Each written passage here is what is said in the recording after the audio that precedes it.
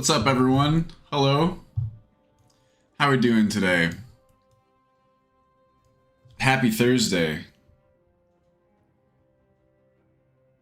How we doing? Yo, what's up, SK? Oh boy. This is the best I can look at chat, by the way, at least on screen right now. I'm having a hard time with this restream chat, I swear. How we doing? How's everyone's week? It's been a while since I last spoke with you. I got some fun stuff for you today. I gotta tell you, I'm pretty fucking tired. We just got back on Wednesday from a trip.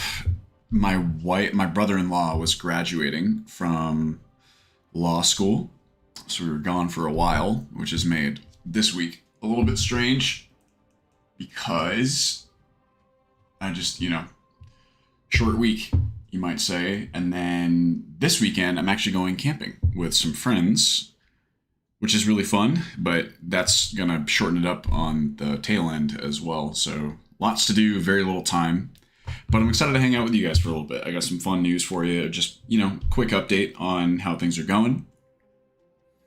I found a mod for fixing quick save on the system menu. I do believe that we have that one logged. I'm not 100% sure, though. We have some sort of solution for it logged that removes it. What's up, Twiz? Also, yes, Lizzie, I know how your week has been. Picked up a keycap set. I missed the group buy. Hey, nice, Monique. How's the... Well, I'm assuming you just ordered it. I'm assuming that you haven't gotten it yet. I've never owned any... Ow! Excuse me, GMKs. So I'm very curious to see what you think. I actually got some keycap stuff myself. Osume, the people who make the matcha keycaps that I have, were really nice, and they sent me a replacement set of keys because the green keys from my matcha set were like a little bit faded. They also threw in like a really cute novelty one. Oh, wow. That's even better, Jesse, I think, than our solution. Our solution just removes it, but if this applies the engine fix to that, that's actually preferable because people who like to use that one can continue to use it. Nice. That's really cool. Thank you. Have you submitted that as a suggestion yet? Or check to see if it's submitted? I can check in a quick second. So we'll be diving in.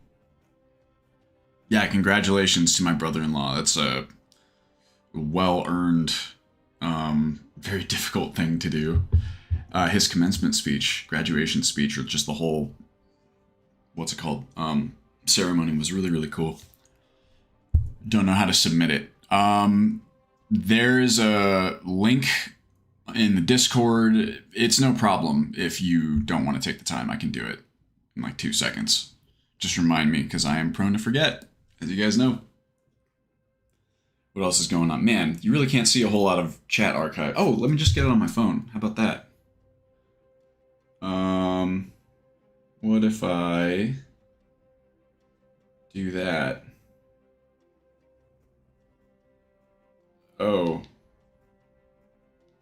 Am I gonna have to keep my phone live in order to look at chat this way? Well, that's not worth it. But whatever. I'll just make do. Sure, no problem. I appreciate the suggestion, Jesse. All right, well, before I do that, you know what? Let me just knock it out really fast. I have the roadmap here anyway. What's it called? I wish I could scroll up, but I can't. Look, this is what chat looks like when I try to pop it out. View. Docs. Let's restream chat. Oh, wait, did they fix it? Nope, still hell. Still awful. Well, you know what I can do is I can do this at the very least. I can put regular chat in a pop-out window. No. Oh, wait. What? Okay. I'm not going to do this right now because last time I tried to do this, it was like completely donked. Or you know what? How about this? Give me 2 seconds. I'm going to do it off screen. Let me see if it works because, God, that would be nice. 2 seconds. Look, pause. Continue with Google, please. Yep, this is what happened last time. It's like their authentication just straight up doesn't work. Or their single sign-on doesn't work. I work for some clients that may be able to help them fix that. How about this? What if I go... You guys still hear me? I hope so. Let me check my passwords. This is dangerous to do on stream, but hopefully you can't see what I'm doing. I don't think you can.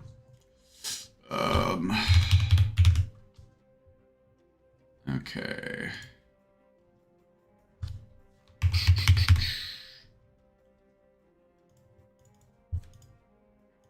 Okay, what if I do this?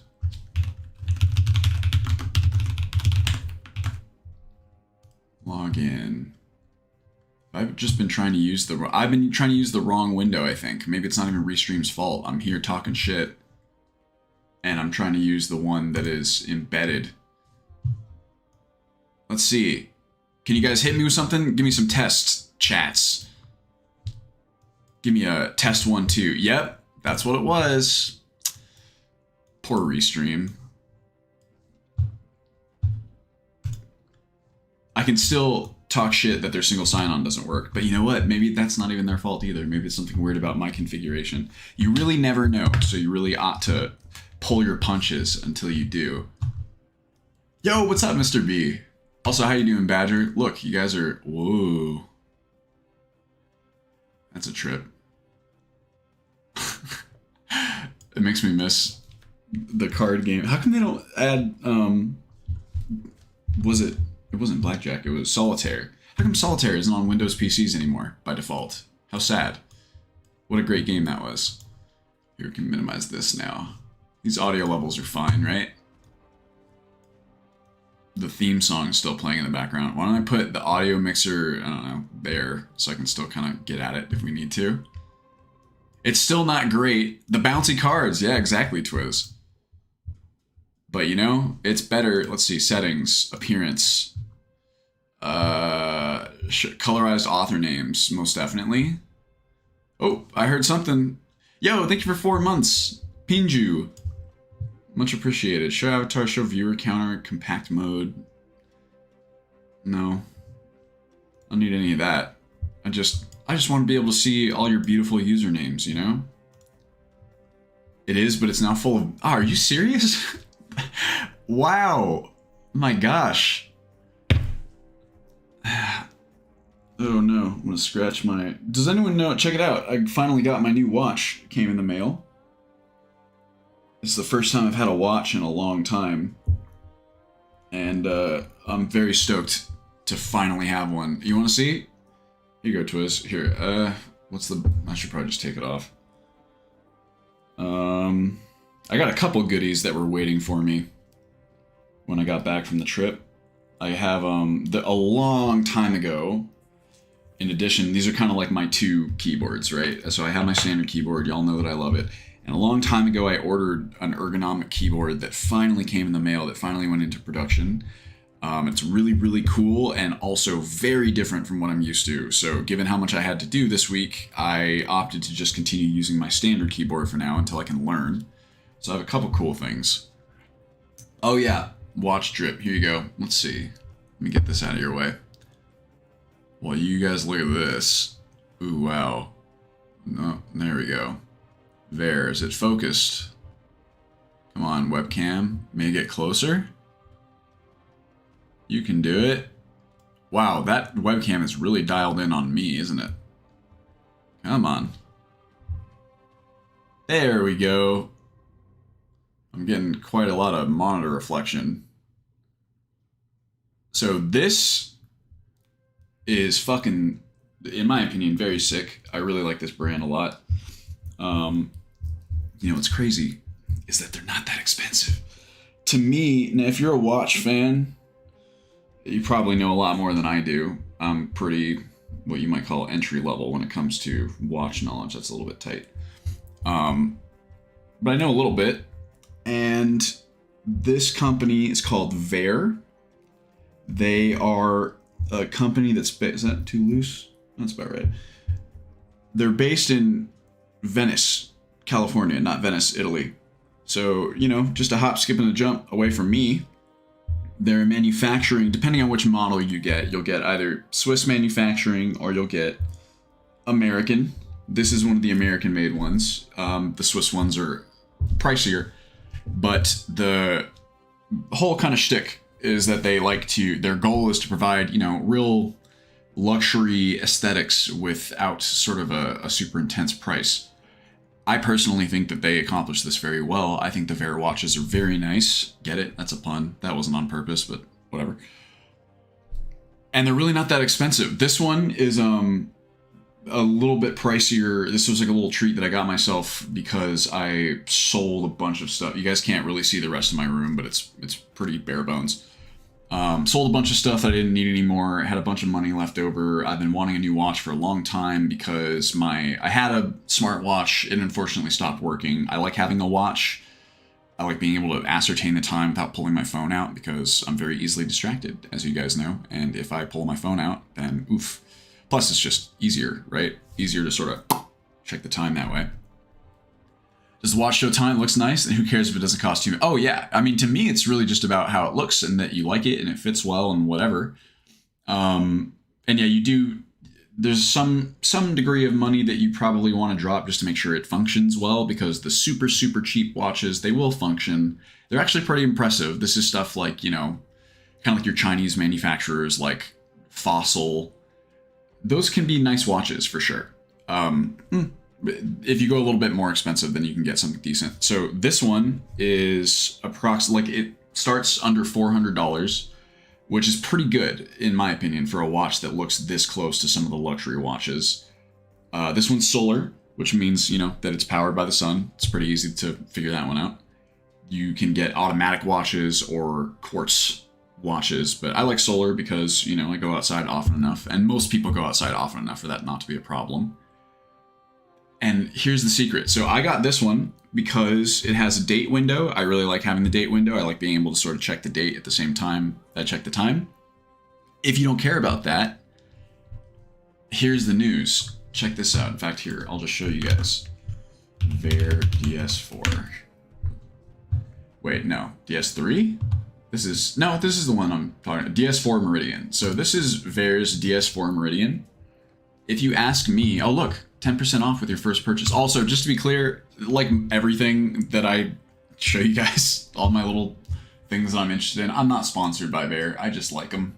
I just think they're a cool micro watch manufacturer, right? Oh, sold out. Well, anyway, you can get these. I'm pretty sure Amazon still has some, if you don't mind using Amazon. I know some people do. Let's see. Amazon DS4. Oh, oops, of course. Here you go. This is the Vare store. I think they only sell two things here. Two watches on their Amazon store. Oh, they have some of their other ones. That's not true. Two dive watches then. So you have, I'm assuming this is the 38mm and the other one's the 42. Let's see. Give me, I think this is exactly the one that I have, but the older model. Yeah, okay. DS4 Meridian, right? Size 38 or 42. This one's 42 if you want a size reference. I would love a Wildlander watch. We have Venice at home. Yeah, it's nothing like the regular Venice. It smells similar though. Does the watch show time? Looks at the hand. Blah, blah, blah, blah, blah. Yo, what's up, Rick? Thank you very much. Yeah, so to me, these are gorgeous watches. $259 is pretty... That's a great price for a watch that looks like this, if you ask me. You're probably, if you have, you know, like my arms and hands are not particularly big. This is the 42. Actually, let's try it that way. So you can kind of see the sizing. 38 is a bit small for my tastes. But yeah, this is like a ridiculous price to get a watch that looks this nice, if you ask me. Here's another picture. Wow. I would suggest getting it off their website because then you'll get the nice, you know, if you upgrade to the D4, then you get the what's called the double sapphire crystal, which is why this one's really kind of shiny and nice looking. And the cool thing about dive watches, if you don't know this, and this is a big reason why I like dive watches, is that they're waterproof, or at least they should be waterproof. Not all of them are waterproof. You have to check specifically for what level of proofing, right? Where is it at? Military, I don't know, somewhere in here, I'm sure. This one's waterproof as long as you have the crown secured. And that makes sense because they're literally supposed to be for divers, right? So you can get this nice little bezel on the top. You guys can't see that here, which you can crank to one side to just, you know, function like a little timer. Yo, see you, SK. It does not come with RGB, thankfully. Also, yes, waterproof and water resistant are different. That is why you got to check that rating. Okay, so we're going to put this here. Move that there. Move this here. Bing, bang, boom. Good to go. So anyway, enough about watches. Oh, and then here. I mentioned this really fast. Here's half of this ergonomic keyboard that I mentioned. This shit's crazy. It's called the Glove 80.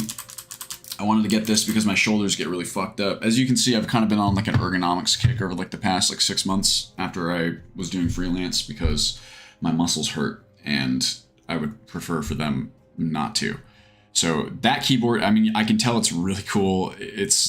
I was playing around with it. I learned that I apparently hit the C key. I have a question for you guys.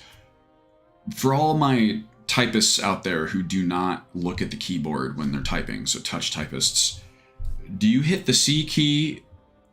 What finger do you hit the C key with, I should ask? Do you use your index finger, your pointing finger? Or do you use your middle finger? Because apparently you're supposed to use your middle finger, and I use my index finger, and that has been fucking me up with that keyboard. Okay, so I'm not alone. My wife also uses her index finger. I might go so far as to say that everyone... Wow, okay, we've got several for... I'm going to use these 3 immediate answers as anecdotal proof that everybody does this. You swap between the two? My gosh, how do you do that? Yeah, it's very... Jesse's got his middle finger on there. Okay.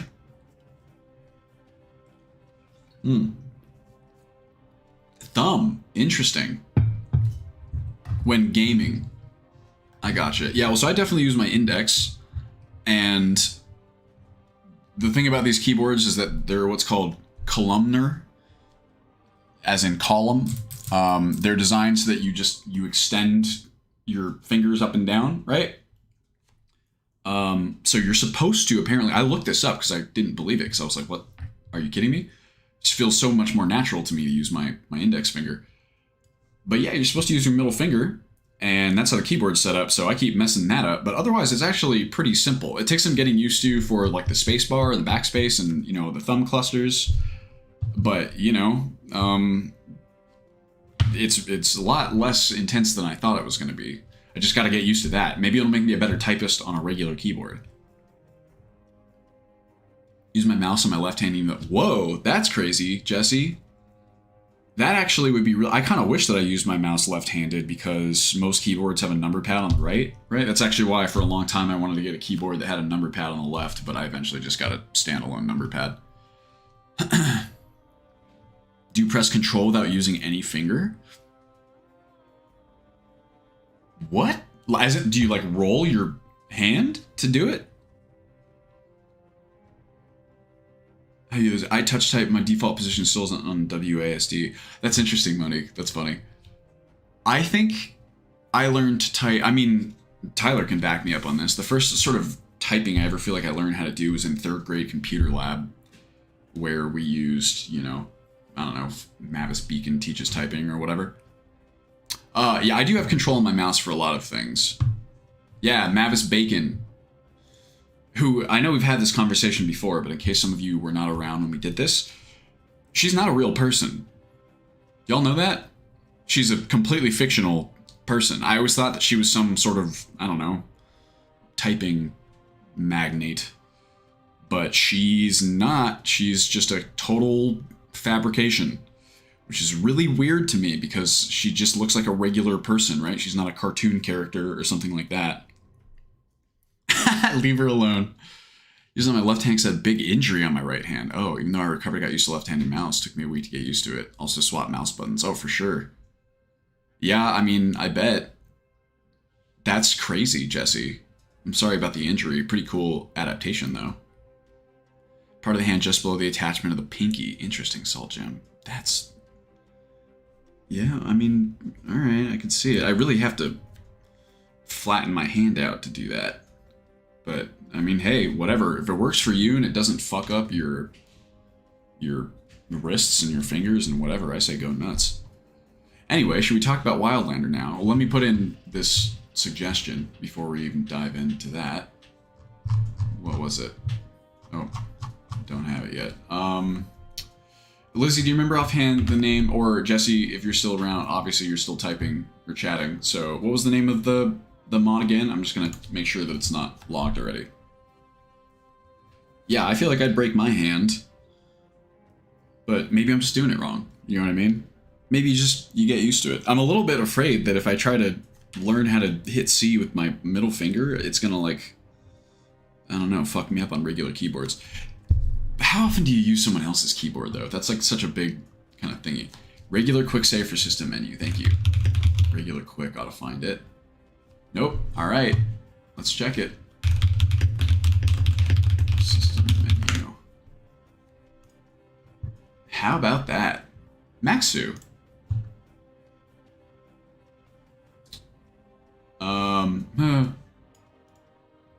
Let's make sure we're good to go. What? Excuse me.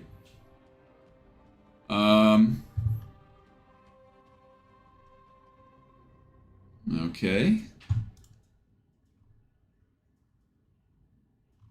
All right.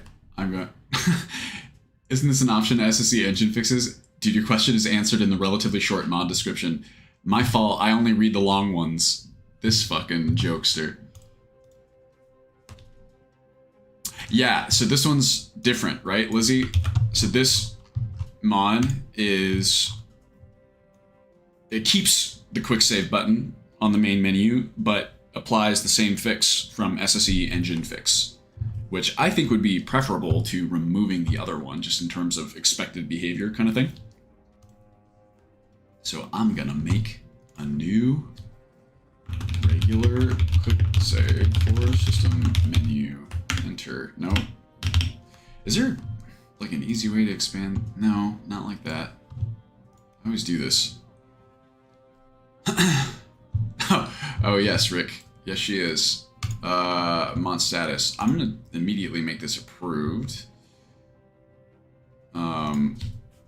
Whoops, it just overwrote my... I'm gonna call this... Yeah, I guess miscellaneous fixes. Go approved. And here's the mod link. And what's the mod description?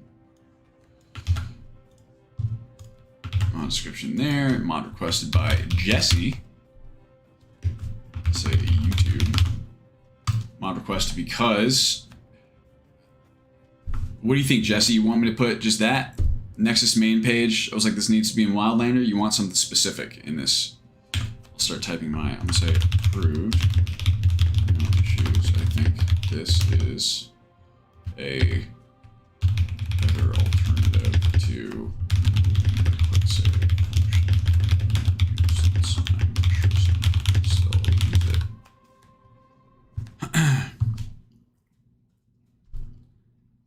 Yeah, quick save. If you use regular quick save, then you're okay because we use SSE engine fix. If you use the quick save from the menu, it can still be problematic, right? Which is why we need something like this to be in there quickly. Most likely in the next, well, assuming again that it works in the next update. Either that or the thing that removes it. That might be safer. The thing that removes it, those are easier. That's just essentially removing the button from the interface file. We'll say, I'm just going to say, how about this? Who even wants to talk about Wildlander? Let's keep the finger talk going for the rest of it. Fingers, wrists, you know how it is. Where's a... I'm going to copy all of this. Say, whoops. There we go. All right, looks good to me. I'm gonna say, what is it? Quick. Remove quick save button. Yeah, here we go. I think that's also been approved, right? I'm gonna say, I gotta tag it. Quick save. Right. So let's get rid of view. We're gonna add tags and call this HUD and interface. And we're also gonna call this bug fixes and quality of life. Same thing for you. I'm gonna say unlikely only because I would prefer the implementation length, which is regular quick save or system menu. However, if that implementation does not, whoops, for whatever reason, or if the length fix ends up in SSE engine fixes, or wait, no, we can, there we go, nice. Tags, HUD and interface, do bug fixes and quality of life. There we go, tag parity and all. How would I describe Wildlander as someone who only played Ultimate Skyrim? Yeah, Skyrim is kind of a mess sometimes. I'll hold on one thing at a time. Let me focus. Is there something specifically broken with the menu quick save? Yes, is the short answer. It doesn't have the safeties around it the way that the quick save does with SSE engine fixes. So if you're using save etiquette, you know, that kind of thing, then it's fine of sorts. It's still more risky, I think, than using the regular. I wouldn't do it.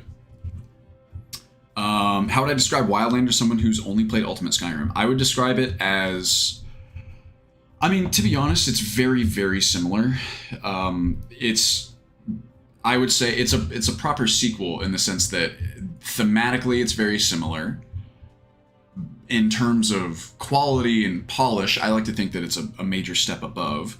Technically, Ultimate Skyrim still contains some mods and content and features that haven't made their way into Wildlander yet, so technically you might call Ultimate Skyrim a little bit more fully featured, but there are also features that exist in Wildlander that don't exist in Ultimate Skyrim, especially when it comes to, you know, accessibility, ease of use kind of things.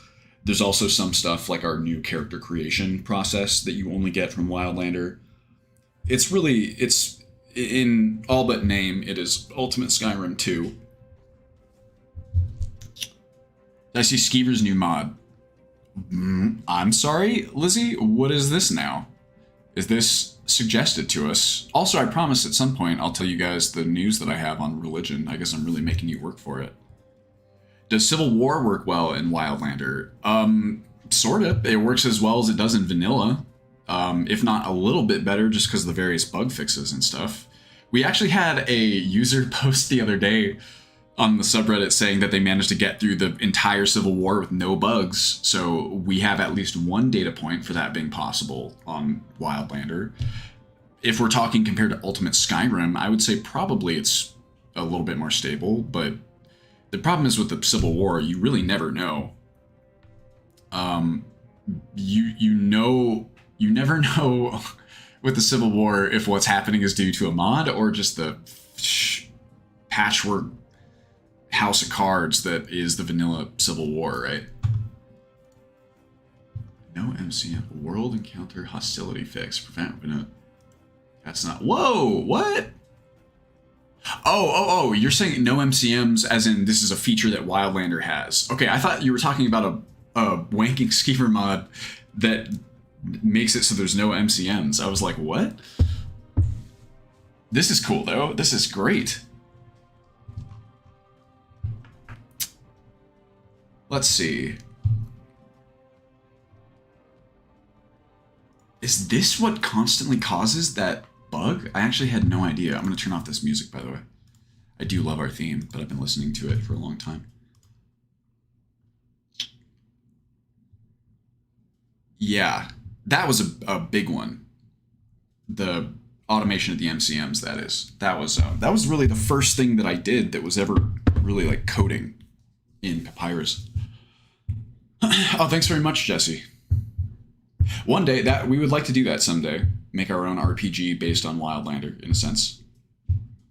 Yeah, the Civil War, I imagine, is very janky because, in large part, I think it's because it was supposed to be, you know, sort of more expansive than it is, and they had to sort of reel it in at the last moment. Yeah, I was like, well, I could see, I know that some people, like some of the other mod list authors I know, like to restrict people's access to the MCM. Like, I think Total does that because he doesn't want people to make the game easier, because Total Skyrim Overhaul is, you know, very difficult. I can see restricting the MCMs or obfuscating them by like a layer just so people who don't know what they're doing sort of don't end up breaking the game. But I would like people to be able to adjust them in general. Very cool. I mean, this is huge. Is this already suggested, Lizzie? It's so good, isn't it, Rick? I mean, yeah, I guess that makes sense. You probably have been listening to it way more than anybody else. Yo, CP, thank you for 29 months. My gosh. It's Skeever. It doesn't need to be suggested. It's true. We need a record. It's on the bug report. Oh, gotcha. I'll throw it in there right now. Let's say, Lizzie, quick question. Do you know of a way to, when I'm adding a request here, right? Say world, no, not world. Counter hostility fix. Do you know of a way to, from this, like entering the name field, to immediately just open up the record? Shift space doesn't work. Do I just have to click this? I mean, obviously you can use space if you don't have this field highlighted.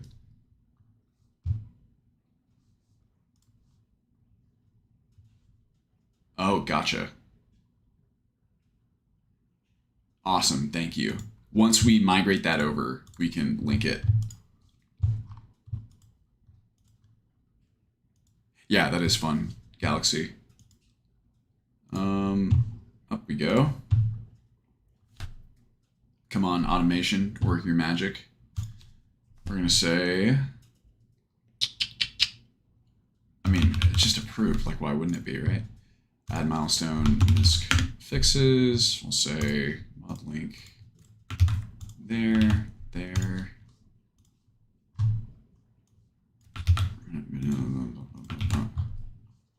Suggested by Lizzie.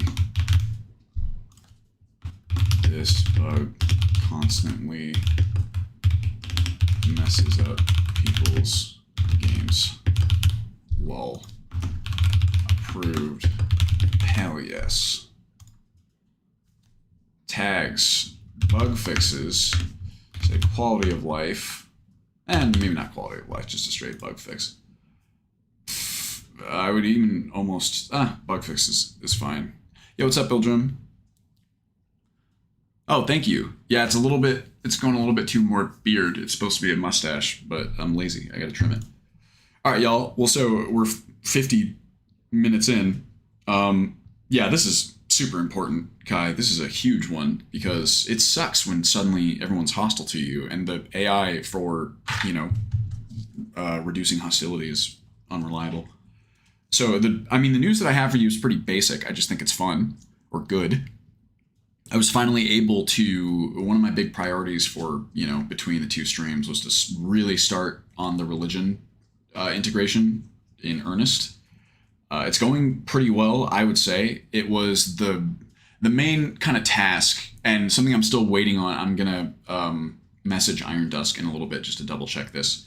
But the sort of the core task for us was figure, because it's so extensive, right? Like Iron Dusk's implementation, the reason why we wanted to go with religion versus any of the other existent options is because it is so detailed, it's so reactive, there's so much, how do I put it? There's so much time and effort taken to make each divine unique in terms of how they respond to the player's actions. It's a complex, it's a deep system. It's a system where Iron Dusk specifically set out to make a a very role play focused, playthrough spanning, subtle but impactful religion system that is far less sort of, prayer goes in, buff comes out, and far more let's build a nuanced long-term relationship between the player and the deities that they worship, really from a role-play story perspective. So with that amount of depth, as you guys either have seen if you watched those streams or might imagine, there's a lot to this mod, right? So it was very, very important for me to really dig in and really get a sense of how the mod functions in terms of design and on a technical level. I feel like I have that now. I'm pretty stoked about it because that was really the biggest sort of, barrier. Like, I had an idea of how it functioned, but I had not yet taken the time to really, really, really dive in and sort of figure it out. So I think I've done that now. I'm double checking with Iron Dust to make sure sort of my understanding of how it works is correct. I'm also double checking with him just to confirm a couple other little technical details. At that point, the next task, I believe, should be to... It really depends on what he says. I want to make sure that the existing...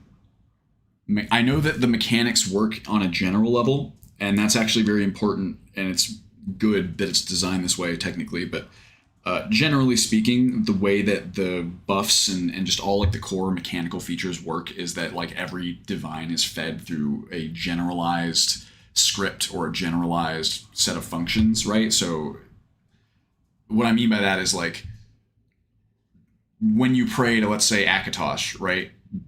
Akatosh's buffs and stuff like that have their own scripts. That's where things might start to fall apart, right? Like having the individual effects of like individual benefits and whatever. That's what we need to test for sure.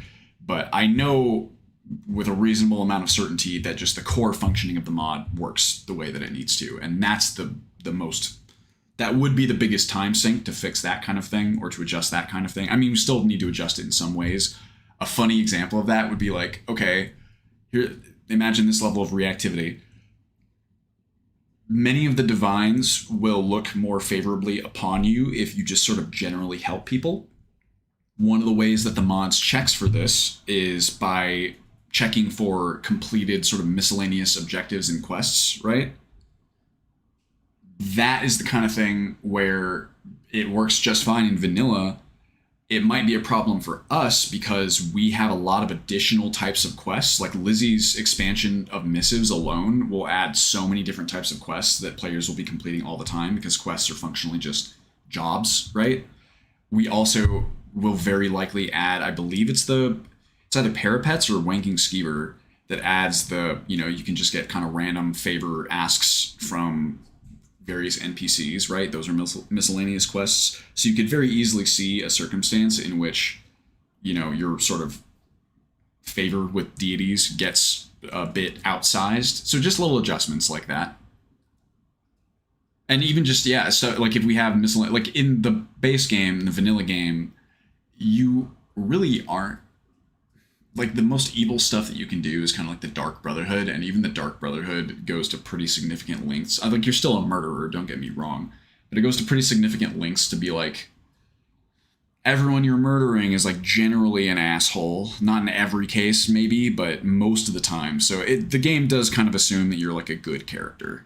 So we'll have to make adjustments based on that. You know how it is.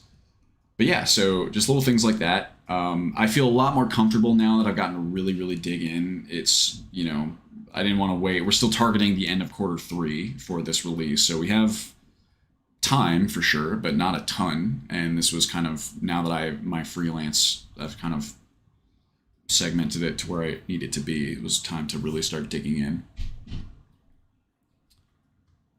Yeah, that's exactly how it is. Asheram. And it's knowing again that the core functioning works, and I was pretty sure about that anyway because I have tested it, sort of briefly play tested it myself. It's just those little, each boon and buff is something that we're gonna have to test. Maybe we'll have that just be like in a beta to help with our limited time. is okay to murder. I wish. If we had that function or that check, that would actually solve quite a few problems. Join the Winter Sun mod, seems OP for some divines. Yeah, so Winter Sun, it's in terms of like stuff being OP, that's actually pretty easy to fix depending on exactly what we're talking about. But a lot of the time it's just, like if you go and look through the Winter Sun effects, you have stuff like, I'm just bullshitting here, adds 50% regen, magicka regen under X condition, and X condition is like easy to meet, right? That's something where you can just pretty easily be like, okay, like the idea, the number just doesn't really fit our sort of balanced ecosystem, so just make the number smaller or bigger, depending on what it is. That kind of stuff is easy. The reason why I went with religion over something like Winter Sun, it was really just for more sort of a vision-specific things. It's not anything that Winter Sun did incorrectly. It's just different than what, I kind of hope for. Winter Sun, the big sort of, I wouldn't even call them deal breakers, but they are contributors to why I went with religion instead, is that in Winter Sun, you can't worship multiple deities. I know this is something that, oh my gosh, that Enei, I keep wanting to say Iron Dusk, wishes that he had done a little bit differently, right? Of course, that, hindsight's 2020. But he originally built out the system so that you can only worship one deity at a time, For our role-playing purposes, I like the idea of being able to worship multiple deities at a time, which is something you can do in religion. So that's a good one. Also, hold on a second. I think the heater's on, and I don't want it to be. It's going to get real hot in here. So yeah, that was a big one. And the other one was the... something else. I don't think it was the degradation. A lot of people don't like the decay of your, I don't know, divine worth or value or whatever you want to call it that exists in Winter Sun. I actually don't mind that. I think it's kind of cool. And that's another thing where I feel like you could just sort of adjust the rate and maybe be okay. But yeah, the first one was the big one for me. I really like the variety. And then of course the other big stuff is just, it's not a point against Winter Sun, just a point in favor of religion, is just, again, how detailed like you get with some of the deities and the Aedra and the Daedra and the way that they sort of look at the player and their actions. Just what happened was and I know this for a fact, it's evident in the design of it when you're looking at it under the hood, and also I've just spoken to Iron Dusk about it. I know that he really, really took like an insane amount of time to look at each deity, to really think about both in a general sense what they would like, what they wouldn't like, and also in the game specific sense, like, okay, what quests are there related to, this deity? What actions can you do in the game, specifically in Skyrim, that pertain to, this Daedra or Aedra or whatever? And how can I factor that in, right? And I know that one of the big reasons why I think he got burnt out on the project or sort of let it simmer was that mods like Winter Sun created, because you have just this tremendous variety in something like Winter Sun, right? You have all these different pantheons that are, referenced in the lore. You have just a million bajillion different options, all these kind of secondary players that you can worship that roughly have this sort of the same amount of buy-in requirement as the rest of them. And I think that is really cool. I think that a lot of the time, especially as like players, I think will look at that sort of variety, and I'm not making a commentary as to what depth the different deities create in Winter Sun. I don't know. I've not played it enough to have an opinion on that. But I think that in the case of like, in other cases, it's very possible for even just the illusion of depth from the variety to be enjoyable for people, or at least especially when making like an initial, like, I want to go with this versus that, right? When you have, 51, I didn't know it was 51 gods to choose from, that feels a lot. That's really cool. I think it sort of triggers that part of our brain that says, wow, I can imagine all these possibilities and kind of theory craft all these different characters. So it's a lot of fun, and you can see why someone who's creating a religion mod might want to sort of have that sort of thing in their mod, right? But Iron Dusk said that when he was trying to add these sort of secondary deities, they're just, one, adding any of the additional deities is just hard because he spent so much time and detail on the existing deities that just, even if you have a deity that, let's say, that's equally famous to the ones that are in there, adding new ones is just, it takes a lot of time to achieve that level of depth and polish that he had managed with the others. And that kind of leads into point two, which is that a lot of these alternative sort of deities, they really are secondary in Skyrim, at least. There's a lot of them that are only sort of, not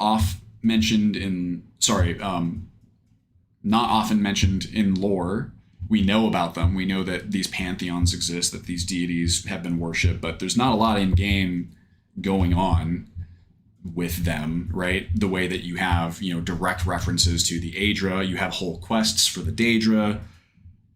It's a lot harder to sort of, even if you had the time and the willingness to try and achieve that level of depth with these secondary, deities, there's not a lot for you to work with there. There's not a lot of things that the player can do in game that kind of reflect on that particular deity, right? So it's tricky. Yeah, I mean, there are a lot of God. It would be great if you could do that, right? But just there in certain ways. I mean, Skyrim, we are building on top of a pre-existing game, right? That is a fundamental limitation to a mod pack.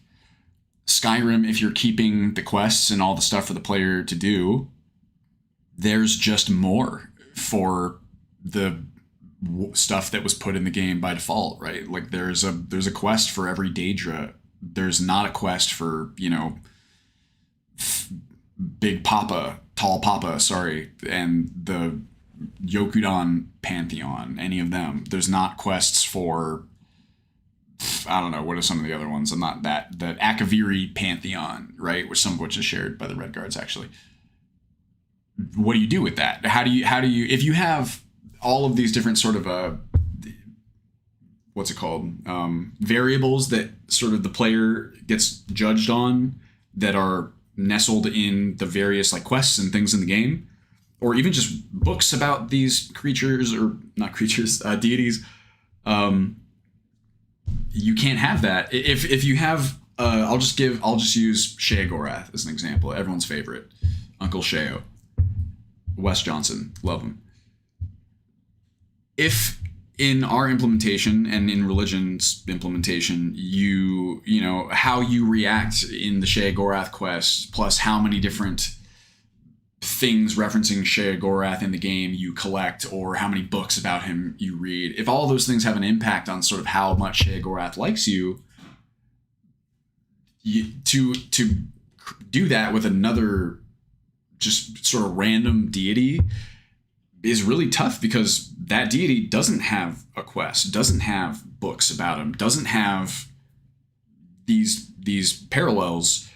So it either you add that deity in, but it just doesn't really feel as satisfying in terms of depth and roleplay as Sheogorath does, or you have to try and add those things in yourself to achieve that same level of depth. You're talking about a real experience, or a real time sink there. Yeah, Molag Bal really loves the way you read about him. Yeah. Oh, thank you, Behold Adam. I guess thank you, Adam. But yeah, so you get the idea. And really just I think it's pretty obvious at this point that I tend to value sort of quality over quantity. Again, this is not the Winter Sun deities could be of superlative quality. It has nothing to do with Winter Sun just in particular, just as a concept, right? Or as a designer. I've seen this sentiment a lot from people actually lately in like the subreddit, which really makes me happy. Or even like the latest thank you in our Discord was talking about this, where there really is so much content that's kind of in the game that you can add additional depth to. And that's kind of how I look at it. it's not to say that you shouldn't add additional content, because, you know, if you can add additional content and that also kind of fits in alongside the other stuff, then that's great. Why not? Just that, you know, I really like the idea of taking what's there and just sort of deepening your connection to it. Like, there's just such a, like, this is what I think ultimately drew me into Requiem back in the old days, was that, you know, I had played Skyrim. I knew what the quests were like. I knew how they ended. I knew what stuff you did.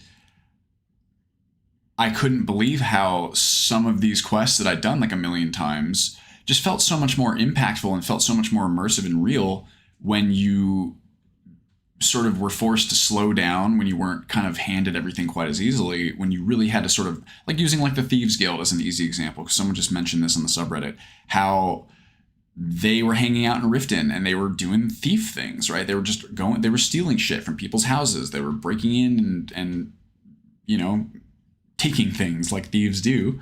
And after doing that for a while, they were approached by Brynjolf, who was like, I think I can see that you're kind of a sneaky thief.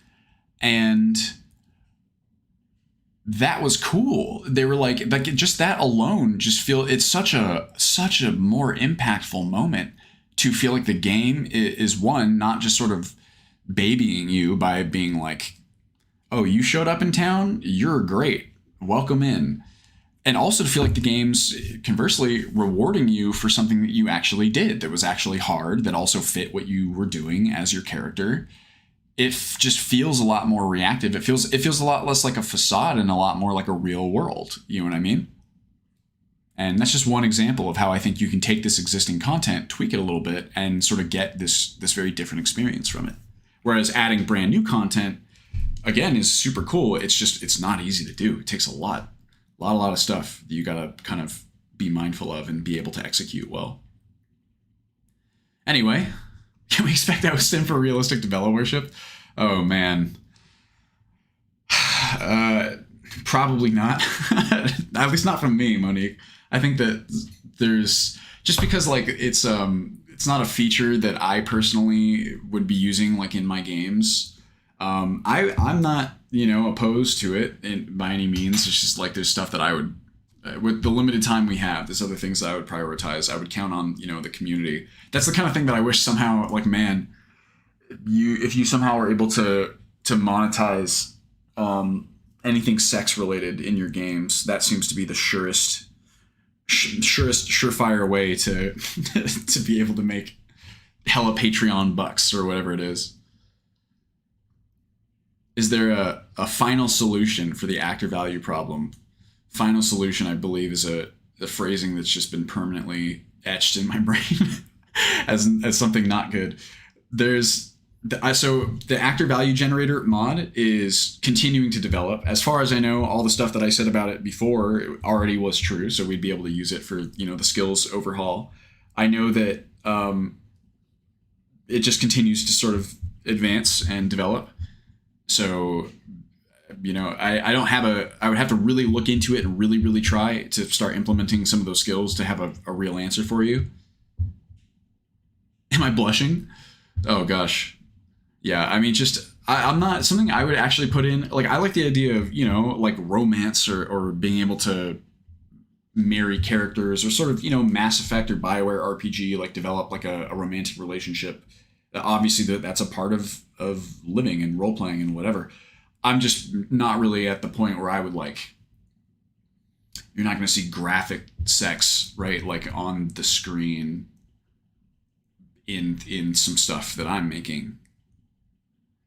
Yeah, so I mean, the actor value the skill overhaul, that's all really exciting. It's not under active development right now because all of our time and effort is going into, first it was going into getting this migrated and set up in the roadmap, and now it's going into the next update into the jobs and religion.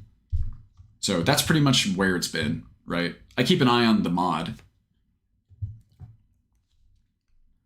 So there is something regarding, yeah, I mean, it's everything that I said there is, as far as I know, still exactly the case, which to me it's kind of like the thing that's always in the back of my head. It's like the idea that sort of embroils my passions the most about Wildlander and kind of strings me along. And obviously there's like these other things I think are really cool. I just think like religion and the jobs component are sort of core things that need to be in there first, right?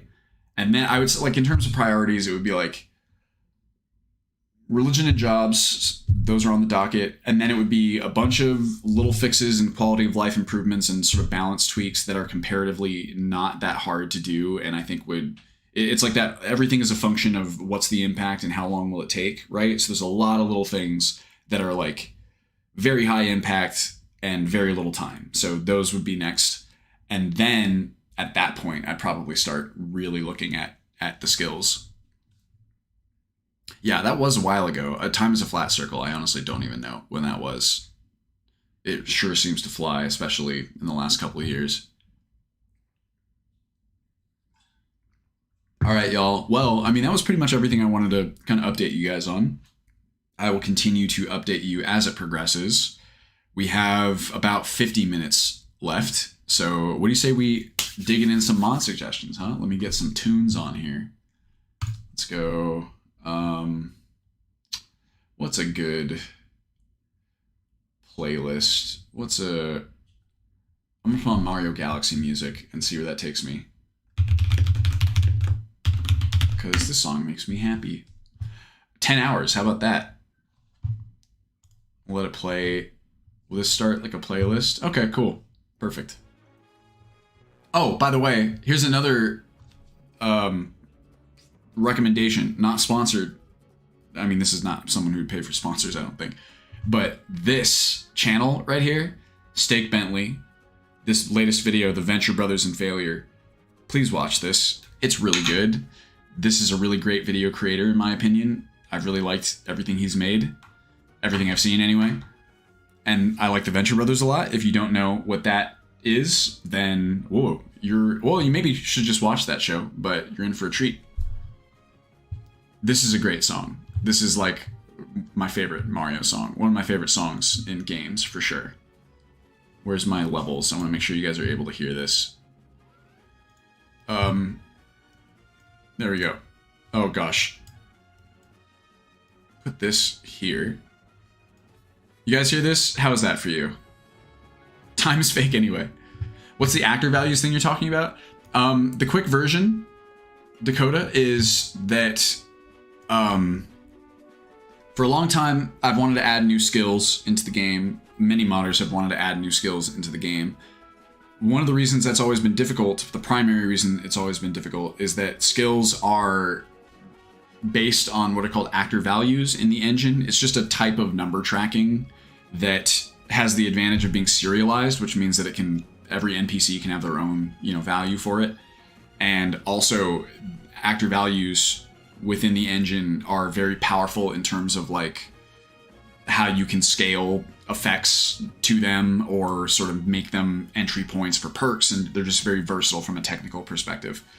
They're the perfect thing to use for skills. We haven't been able to use them for skills because there's only a finite amount of actor values available to use in the game engine, and no one's ever been able to make more until now, in a sense. There's a mod called Actor Value Generator that uses SKSE plugins to basically replicate actor values and allow us to create as many as we want. This is the value proposition to it, right? I focus as like a 5-year-old at a fun fair. It is true. I just try to answer everyone's questions to the best of my ability. Castlevania incoming. Yeah, we definitely got to go on some Castlevania. How do you imagine, should you be the person you want to be? Like, your focus is not only Dragonborn focused. What do you mean, Ildrum? Yes, skills exactly of those sorts. So like what I would like to do, for example, is, I want to split up skills into more individualized, like weapons. I wanted to split up magic skills into, the specific types of magic, more than just magic is okay. It's like, destruction, conjuration, alteration, but I think you can go deeper than that. Also just to add kind of tertiary skills for a lot of the things that you do, like, things like horse riding, or to make speech, not just speech, but to actually break it back up into, you know, persuasion or haggling or whatever. Or you can add skills for specific knowledge of like creatures in the game, or really all kinds of things. The 21 skills that are in there is a lot more limiting, I think. I think you can have a lot of fun. Whoa. Why did this just get really low? What the hell? Yeah, anything can be a skill. Exactly. No, they are not. Yeah, unarmed, unarmored. You can see so many skills that are, you know, in the old days, right? Like in the old CRPGs and in Morrowind and even in Oblivion, there's more skills. I think they just simplified them for the sake of streamlining the experience and making it accessible to... Did this just fade out and the rest of this is like blank?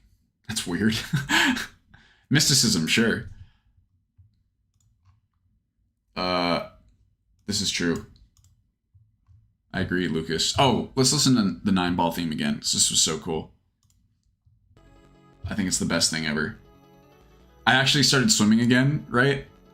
And I was testing my underwater headphones, and this is the only song that I had on there. So for like a solid 40 minutes, I was just listening to this on repeat, which, as it turns out, is fucking rad. And this is a great cardio song. Ah, gotcha, Kai. So yeah, I mean, that's basically... Hopefully that answers your questions. Oh yeah, or I mean, necromancy could be its own skill. There's really, like, sky's the limit. It's just, it's always been a real bummer having the actor value limitations. I did have a workaround in place. In fact, you can actually still see it kind of in my working files. I still think that in the worst case scenario, this will work. These faction plugins, basically I experimented with using factions and faction ranks as a substitute for something like an actor value, because you can do a lot of the same stuff with faction ranks that you can do with actor values, and also they're serialized. Also, they can be incremented upwards or downwards live, like in the game, right? The big problem that we try to solve is that perks you can't add to characters once the game is started, which is really so weird. It must be some sort of technical limitation, like deep within the engine or something. I really don't know, but it's just really strange that perks that you add to characters once the game is started don't actually get written to them. They don't stay. I don't understand why that is when perks are such a core sort of component of the game. Whether you're more geared towards players who want to experience Skyrim as if they were an NPC in the game. Ah, yes. I know Do Not Go Gentle. That's it. Basically, I feel like Do Not Go Gentle is my recommendation for anyone who is, interested in those things in particular, or interested more in like a gameplay focused, sort of like numbers focused Requiem playthrough.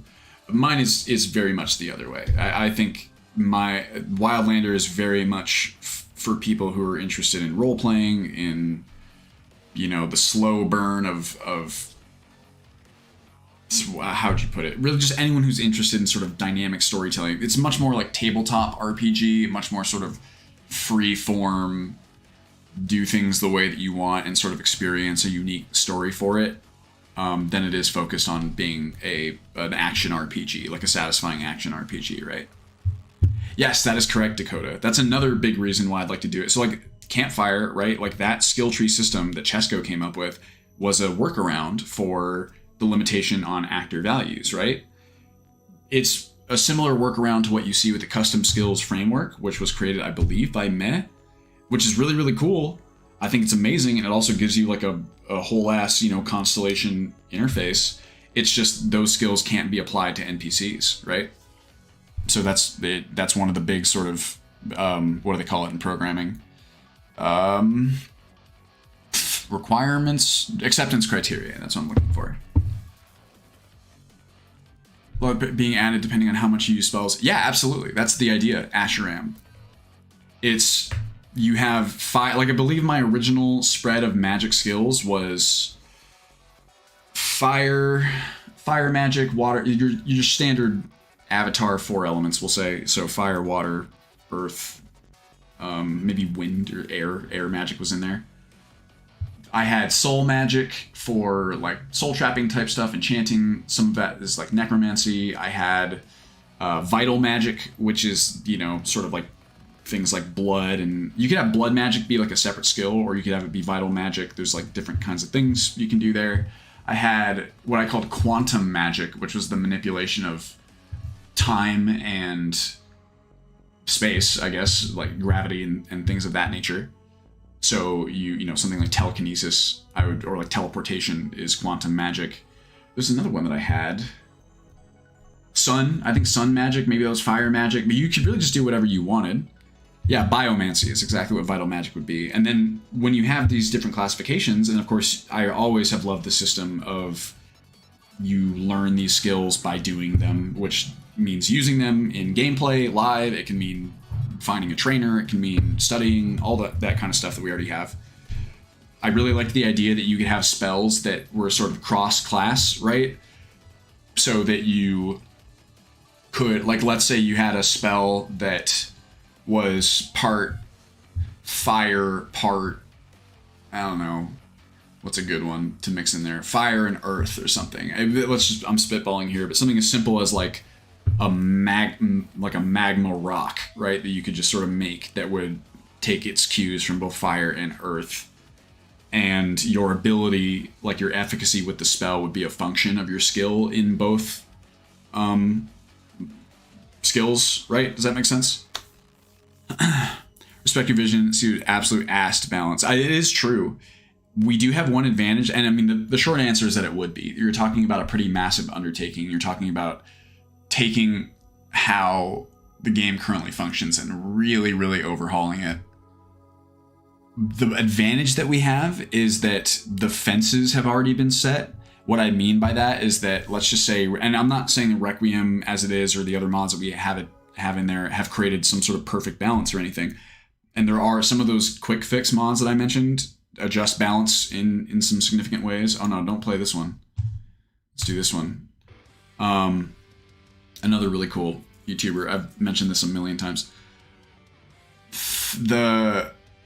Because we already have sort of like a semblance of balance in place, like we have the fences, meaning that we know, for example, I know there's a number, a finite number on like what is the most damage that I should be able to do, right, as a character to whatever type of enemy, right? This is another just spitballing example. But I think when you have fences, when you say, okay, this is the character, like let's say I'm rebalancing weapons or whatever, I know that ideally a master sort of like weapon should be in this ballpark of damage, whether however you reach it, whether it's, you know, maybe you have less flat damage, but you are able to supplement it with things that are unique to the weapon, like maybe it does bleeding damage or whatever it's going to be, whatever your mechanics sort of filter into, you know, the target number that you're striving towards. Does that make sense? Hopefully that's a good explanation. That helps a lot. Otherwise, like having to create a system from scratch, I mean, there's pros and cons. If you're balancing from scratch and, you know, all these things aren't existent already, it can be easier in some ways to balance, but it's also harder in others because you are kind of having to make up the targets as you go. You'll have to bend other mods to fit this new framework instead of being able to add them relatively freely. I mean, that's everything. You know what I mean? I know what you mean, where it's like adding in other mods sort of has this then additional maintenance requirement, right? To implement them in, and already it's higher. It's just I really try my best to sort of compromise where it makes sense, right? In terms of like creating the best experience. Like I try not to be super, my natural inclination is to be, you know, no, it has to be in there exactly the exact way that we'd want it to be. In reality, I think you try to come up with something that is a function of, let's say it achieves 80% of the vision, 85% of the vision, if you can save 50% of the time, right? That's the main thing. One advantage, yes, is that, I mean, the balance stuff is difficult, but a lot of depending on how you design it and implement it, you can make it easier to sort of plug things in. Or if you design it sort of with modularity in mind, there's definitely advantages that you can institute.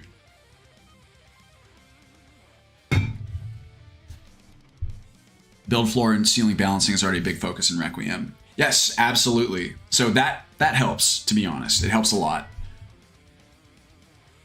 Frankly, I've got ideas that are crazier than that. I've got my big one is, don't tell anyone that I told you guys this. This is a secret.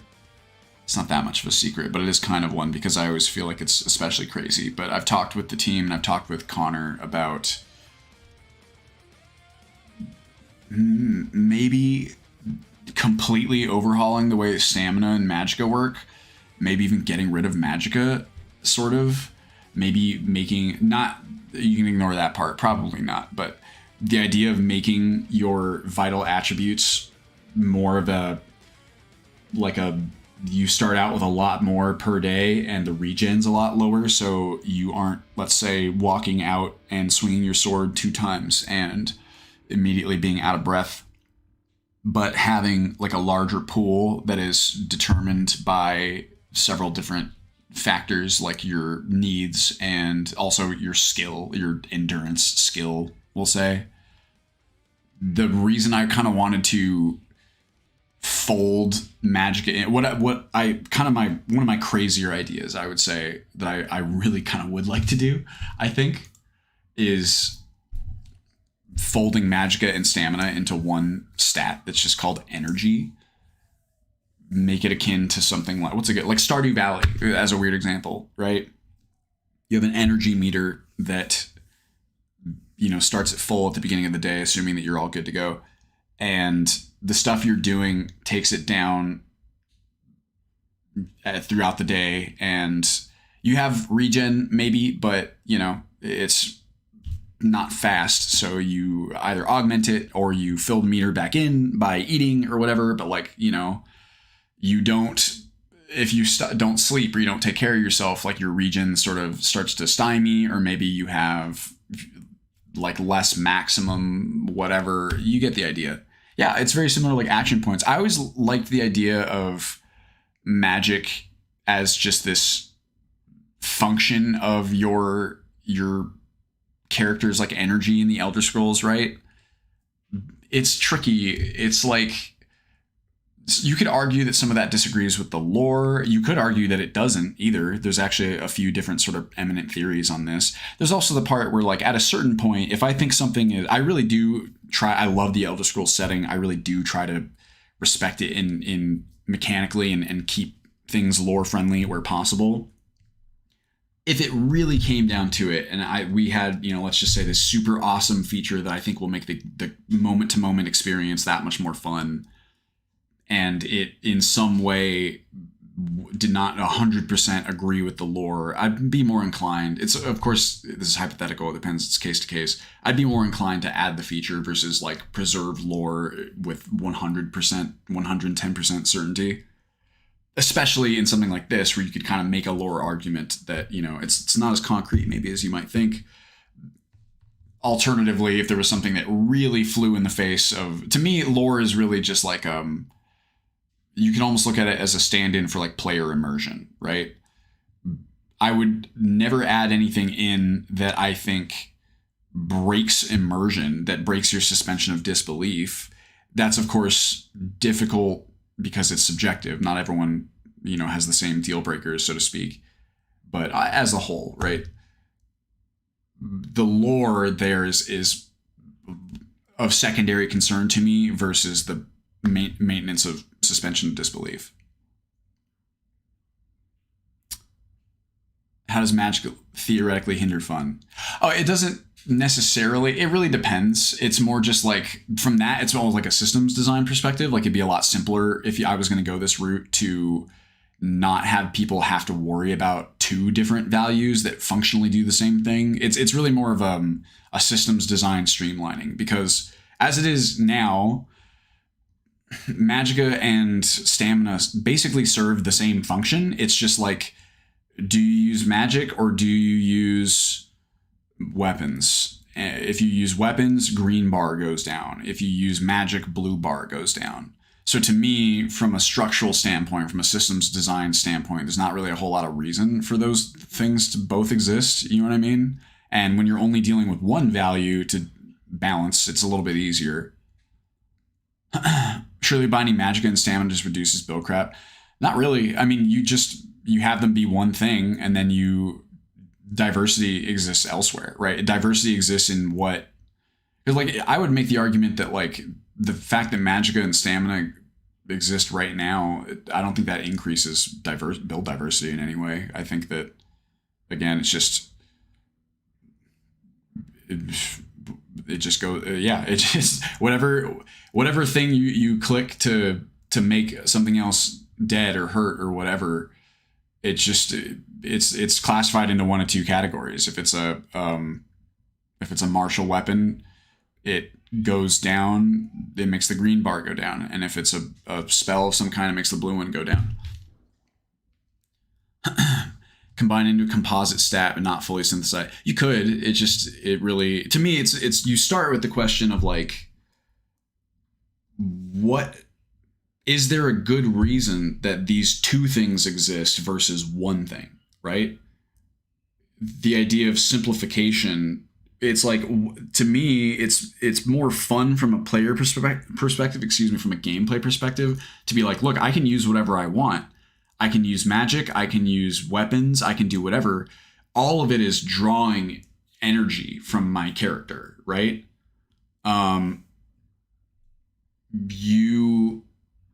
Let's see. Requires stamina, using swords requires mental attention. Sure, you could.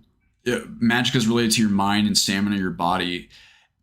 Maybe. I mean, if you could do it that way if you wanted to, but even that, like functionally speaking within like how you imagine it is fine. Like you can do whatever you want. But I mean, from a pure pragmatic results system design perspective, like I'm not talking about sort of the thematic framing. I'm talking about numbers being calculated. Requiem helps this somewhat by having some interesting interactions between magicka and stamina, right? Like there are some ways in which one uses the other as like a function to create like a different result. A good example of this would be like when so Requiem actually tries to fix this. The vanilla thing is more what I'm talking about. In Requiem, that is how it's supposed to be, right? Like magicka is sort of this I don't know, mind representation of your mental energies or something, and stamina is like your physical. And when you take it, like let's say, in Requiem I get hit by a weapon, it'll take down both your stamina and also your magicka, right? And maybe it's supposed to abstract like your mental focus being shaken by getting hit by something. But here again, you can see where like, okay, if getting hit in Requiem reduces my stamina and my magicka, that's another instance in which there is no functional difference between what the output that the input creates, right? Like the input makes the numbers go down. It's just that, like, I don't know. Does that make sense what I'm saying? Well, specialization comes from what skills you choose to do. This is just like build diversity. To me, build diversity would be like, what skills do you do, right? Like you could be a barbarian here. Okay, using this, let's say, what happens to the identity of zero investment Atronach with blended bars, zero spell barbarians? I don't, in what sense? Little body, so if I'm body, also little mind. So yeah, like this kind of thing. Yeah, so this is a good example. You could I'm going to give you guys an example of a character who exists under this system of many different skills, and we'll just say magicka and stamina are folded into one. I'm a spell sword. I use two short blades, right? And I also use like vital okay, my character, how about this? Let's go even deeper. My character was a surgeon, right? Or like a healer of some kind, who was conscripted. I'm a field medic in like some wars or something. So my character was almost primarily just someone who treated wounds and stuff, you know, using all the tools of the trade. I've got vital magic in here. I'm good with a short blade, right? Scalpels. I'm very like precise and kind of roguish in that way, maybe you would say, but not really like thief style. Just, you know, I'm a doctor. I'm a surgeon kind of thing. Became a field medic over the course of some war. Ended up having to actually, like, I don't know, fight to kill other things or defend myself from death in situations I didn't anticipate. You know, I'm not just stuck behind the desk anymore. Like, now I'm out in the field healing people, and now I'm not just healing people in the field. I'm having to like fight for my life. Eventually, war is over. My character becomes an adventurer, right? Who uses a combo of, you know, my short blade skill and my healing magics, and maybe even some degree of like hemomancy, like, oh shit, I can use my sort of vital magic not just for healing but also for fucking people up, right? Because the same stuff that I do to heal people, just do that stuff in reverse and you're hurting people. That character that I just described, for that character, like that character, every time I use a sword or every time I use a spell, I don't know if it really matters if those two actions draw from a blue or one stat versus another stat. You know what I mean? It's like the build. It's just every time I do anything, it takes down some of my energy, right? Does that make sense? You could also, I mean, you could make an argument that if you want magic to exist as this sort of alternative resource, right? That, let's just say every person in the Elder Scrolls universe has, you know, like a Magicka tank within them, so that you can then say, okay, my character has, that can create some interesting scenarios too, right? Like you can, it's like, oh, I've used too many magical energies, so now I'm forced into a corner in which I have to rely more on like my martial stuff, and maybe I'm more comfortable with these. That's fun if you want. It's just kind of, it just depends on how you build the system. And to me, having one number, like if it's already going to be such a big balance consideration, like something like health kind of exists as its own separate thing for a good reason, I feel like. And even like health, I'd more consider your red bar to be like blood, right? It's how much blood do I have left, and once I'm all out of blood, then I'm dead. But even that is just like, you know, another thing to go up from 100 to 0. I'm more interested in things like injuries and how they specifically affect my character's ability to do stuff, right? Let me know if that makes sense. Looks like this is going to be a pure chatting stream. Suffusing stamina magicka would incentivize mixed martial and magic builds, as the pool they're increasing with their character resources the same. Yes, that is the idea. Dumping the versatility of either bar is really key and iconic. Everyone says health and energy for stamina magicka. This also casts from hit points and adrenaline, which builds up. Yeah, so this is kind of exactly what I'm talking about. It's like, I don't know if there sort of needs to be, like, to me, I just feel like, I don't know this for certain, but I have this idea, or this suspicion that, you know, health, magic, and stamina was like an idea that they had, I mean, as early as Arena, right? Like we see this idea, you see it in other systems as well. But I think it was just, you know, their idea at the time to sort of abstract the resources in this way. And there's this, I'm not saying this is happening, but it can happen, and it does happen, where because something was done that way, we think like, oh, we have to continue. Like it's like this core fundamental, like thematic thing to like the Elder Scrolls universe, right? And in some ways you could argue that's true now, because they've kept it and they've sort of breadcrumbed it into the world. There's stuff with like the lore that kind of talks about magicka as it's almost like a separate thing. Some things talk about it more like, you know, make the argument that it's not a separate thing, that it's kind of your whatever. But this is an immutable world where we make it however we want it to be. You know what I mean? So the idea that like, yeah, that it needs to stick around, I don't think is necessarily true. It just depends on how you build it around it. Martial classes only have stamina bars, mages only have mana bars in reality. Yeah, they do the same. I guess, I've never really stopped to think about it, but I guess there's a million examples of this exact thing. It's just a question of like, and like this was a big impetus for this for me. It was like, I'm already making all these crazy changes, right, to how this game plays. If I was building out this system by default, like if you had the opportunity to sort of say, okay, let's go back to the drawing board, would you do it the same way? I was like, let's just use Requiem, for example, right? I have seen so many players. I'm not saying it's bad. I think it's a cool system, the way that they do it. I think there's cool sort of, like the narrative implications of when you take a hit, losing both stamina and magicka, whatever. Mostly what I just see is players who are confused about why their stats are the way that they are. Probably, and Lizzie can back me up here, a large portion of sort of game support that we do, that other people have done for like Requiem over the years, has been the stats behave in a way that is counter to what the players expect, or they behave in a way that is not immediately intuitive to understand, whether it's a brand new player who's never played Skyrim or a player who has played Skyrim. I've seen both kind of go, why is my stamina doing this? Or why is my magicka doing this?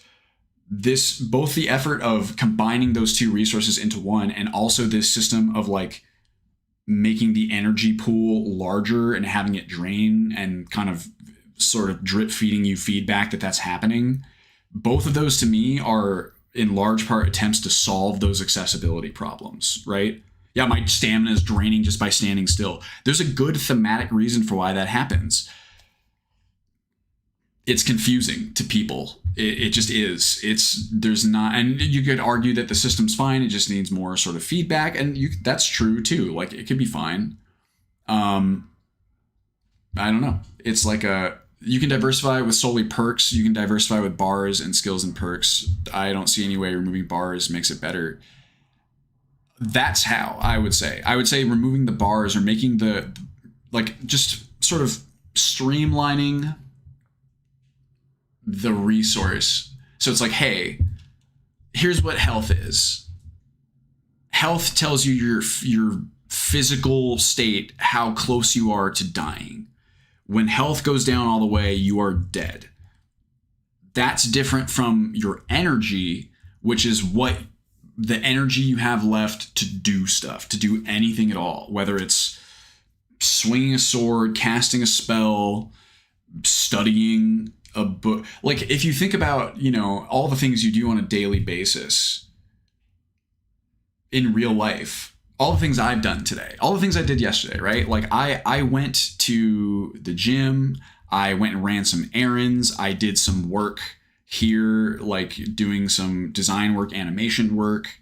I did some other things that are different from any of those activities.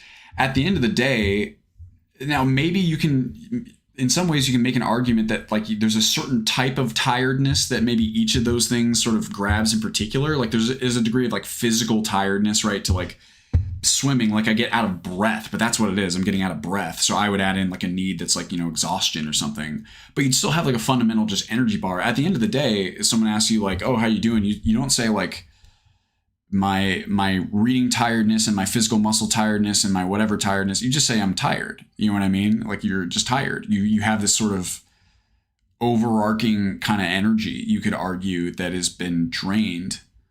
Or I don't know. So it's a level of just making things simpler is the main thing. I don't think it's that hard for people to understand that, like, spells drain the blue bar and swinging drains the green bar. But when you are in context here, it's important to remember too that like Wildlander is a survival game in a lot of ways. It has a lot of like tertiary needs. It's a lot closer to something like The Sims, right? Where you have like sleeping and you have eating and you could easily add one in for, if you want. Here's where maybe you'll get your differentiation between sort of physical tiredness and like mental tiredness or something if you want. But at the end of the day, if you have just like if all those things are just, if you have an energy bar that is a function of those other things, I think it's just easier to understand. Let's see. Remove too much character identity. Being a mage with a ton of magic, war, a ton of stamina has a feeling to it. Turning into a generic ammo bar, it takes away from that. Some shock doing magic damage. So this is something that you would want to, I guess. So here's another thing that I should clarify is like, what I'm talking about is not just just take everything as it is now and then just like remove the magic bar.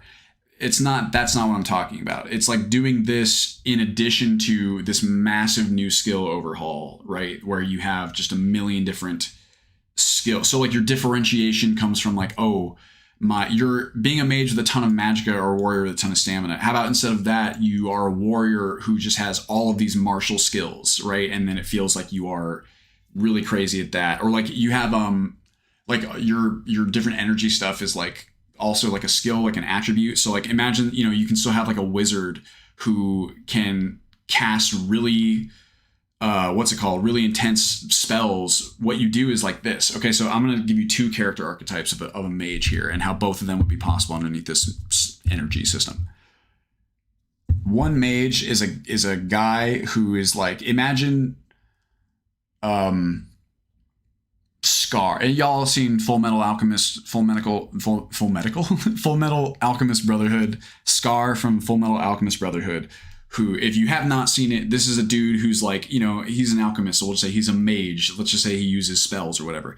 But my dude is fit. He's fucking lean. He's ripped. He can run for days. You're talking about like an adventuring, like vigilante mage with a lot of physical aptitude, right?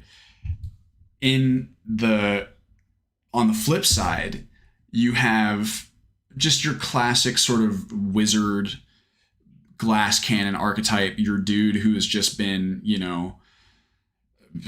cloistered away in his wizard's tower for years and years, who is just like a master spellcaster where, maybe if you walked up and you punched him real hard in his kidney, you might break a thing or two. You didn't have to punch that hard, and it feels like the dude just sort of withers underneath your touch if he wasn't paying attention.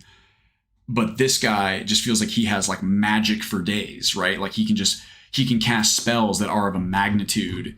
My dude's out here casting fucking meteor like it's nothing. And, like anyone else, like Scar, this guy will say, yeah, he's good at what he does. But it's like if he was going to cast a spell this big, right? It would drain him completely or whatever. But for this glass cannon mage, like casting meteor, he's a fucking fire magic master, right? He's fire and earth magic. He can cast this quantum magic, throw that in there. Because of this dude's extreme skills in these disciplines of magic, he might have less energy overall if you consider energy this like function of your acumen, your ability to do stuff. So like if he were to go for a run, right? And my dude in the wizard's tower, he couldn't make it around a track probably more than 2 times without stopping to puke, right? But he can cast this massive spell and he doesn't even break a sweat. You can do that with like a single number energy system. Just make it so that the skills, one of the biggest things that they do is like reduce costs, right? If that guy, my dude put all of his time and effort into training, his magic instead of training his cardio. So if he tries to do cardio, the cardio is a skill as well. It's like running is a skill. If you run, it just goes, whoa, it takes down a bunch of your energy, right? If he tries to cast a spell, no sweat, easy peasy, doesn't even bother him at all. For my Scar character, my dude can run, again, he's a vigilante, he's a fugitive. He runs all the time. When he's running, it barely drains his energy at all. It's like no sweat. But the second he turns around and tries to cast some sort of spell from a school that he's not familiar with, that's really draining for him, right? Does that make sense? So it's not just the merging of these two things. It's the merging of these two things with the incorporation of this other like wider skill system. Does that make sense? Hopefully. I'll scroll up here and I'll see. It's like, yeah, what I'm saying is directly not this. It makes the assumption that every person is just as good at general athletics as they are at slinging spells. It doesn't when general athletics is a skill, or like I said, like running, swimming, or whatever, right? Or maybe running and swimming are sort of sub skills of a whatever. You just when you can make infinite skills, you just make all these different things that a person can do, make them their own skill, and depending on how good you are at it, it drains your energy that much more, right? Spells create, let me see.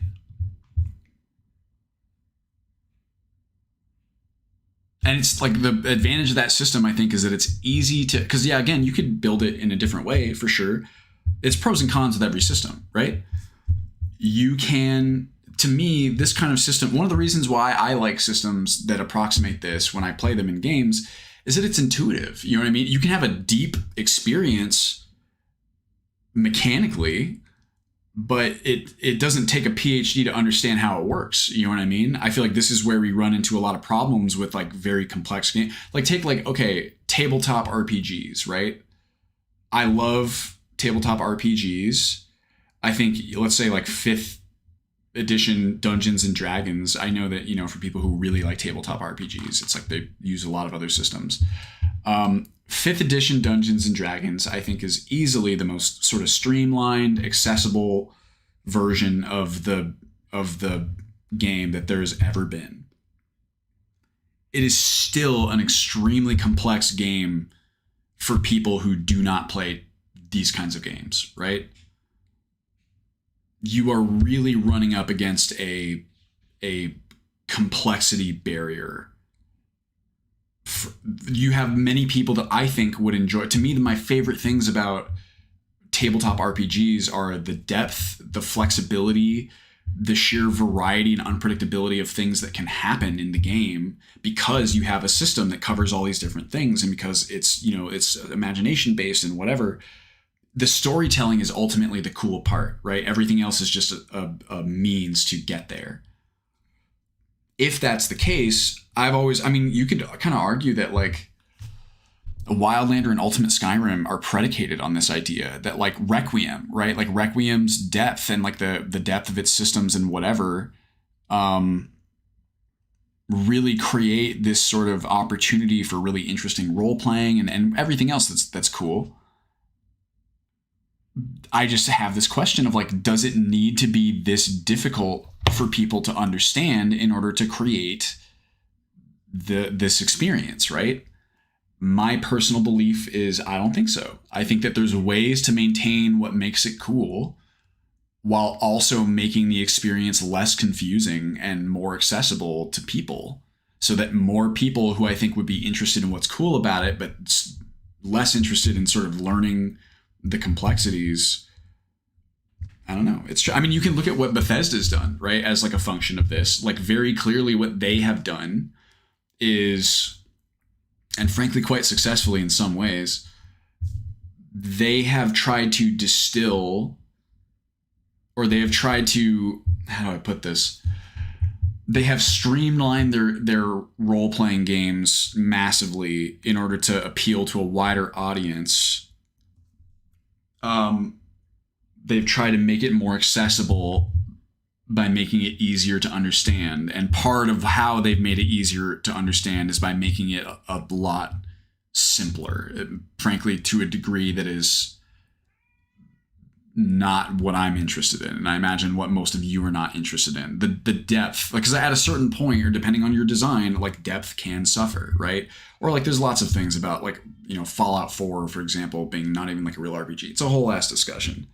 But I think that I personally believe it is possible to create a system that both retains and even enhances a lot of what makes the current experience cool, while also increasing the intuitiveness, the accessibility of it. And I think that stuff would maybe be a good way to do it. I don't know. There's a lot of questions, you know what I mean? It says the flavor can make sense for sure, but regardless, it just hurts the maths of the game. See, like that, maybe, I think that the biggest problem you would have is running into what's already there, right? Like trying to retrofit a system that already exists. Oh, whoops. I'm just realizing that I was not scrolled down. Let's see.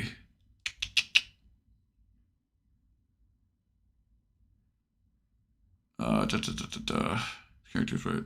Skills character. Redguard Atronach tank where race takes care of your stamina base, and Burst Sign takes care of your magicka base, and you pour everything into health. Yeah, but just in this exact, hey, what's up, Daryl? How you doing? in this example right here, you could absolutely do this. Just what you're pouring the numbers into is not stamina or what's it called, magicka. It's just Atronachs, or it's just, I don't know, like toughness or something. You know what I mean? Like the energy bar example is just a way to, abstract like what your character is able to do. Like in the purpose of this, is to make it accessible and also to kind of adjust the pacing so it's closer to something like The Sims, or again, Stardew Valley, or what's it called? Oh my gosh. I mean, really any survival game, I guess. If they even take Minecraft, for example, consider this almost like an equivalent to its eating, right? Like eating is very specific, but you get the idea. Imagine if eating was more just, I mean, because the way that eating kind of works in Minecraft is similar, whatever, it doesn't matter. You could still absolutely do this.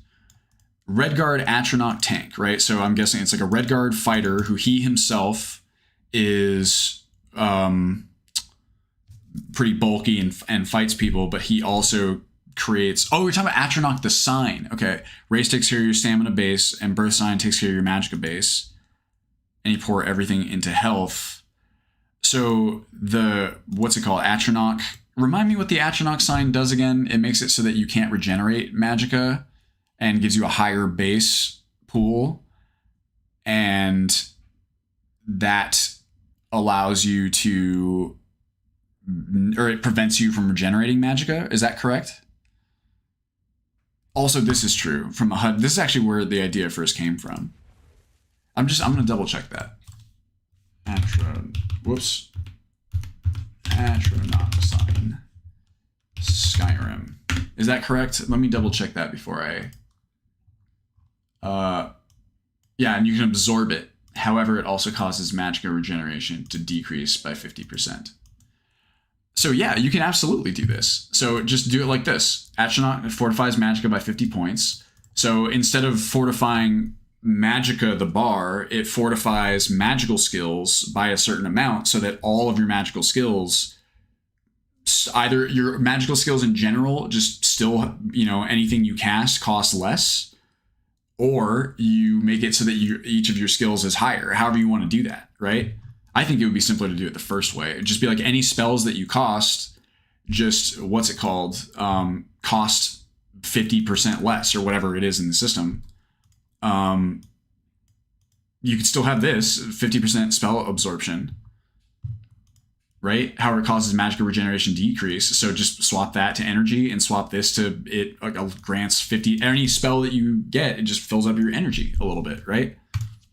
So it's like if you list on like pros and cons, so what's the subject conversation? Mikosha, I'm trying to make a case for merging magicka and stamina into one stat, right? And I understand this too. It's kind of confusing again when you don't have sort of a framework in front of you for like the whole rest of the skill system, because the skill system as we kind of designed it is what allows for something like this to maybe work. And it is always true that like every system you design will have pros and cons. There's no such thing as a perfect system. There's just a goal, something you're trying to create, an experience you're trying to create, and how closely does your system allow you to get there, right? There's always compromises. But the way I look at it, I still believe that you have, you can maintain what's cool about the existing systems while also gaining advantages that you don't have, or at least mostly maintain, right? I feel like having these base bars as the visualization is so much more satisfying and clean. That could be, you mean like having like a green and a blue, like if specifically what you like is having, like your red, green, and blue bars, then there's no getting around that one. That's if that's what you like specifically, and you just like the way that looks and you just like the way it feels, then I think if you're going to remove those things, then it'll be like, well, no. But I mean, energy can still be a bar, you know what I mean? Or you have one bar that it makes, it's like, the three values is like the core of the character. Well, this is what I mean. It can be, but it doesn't have to be.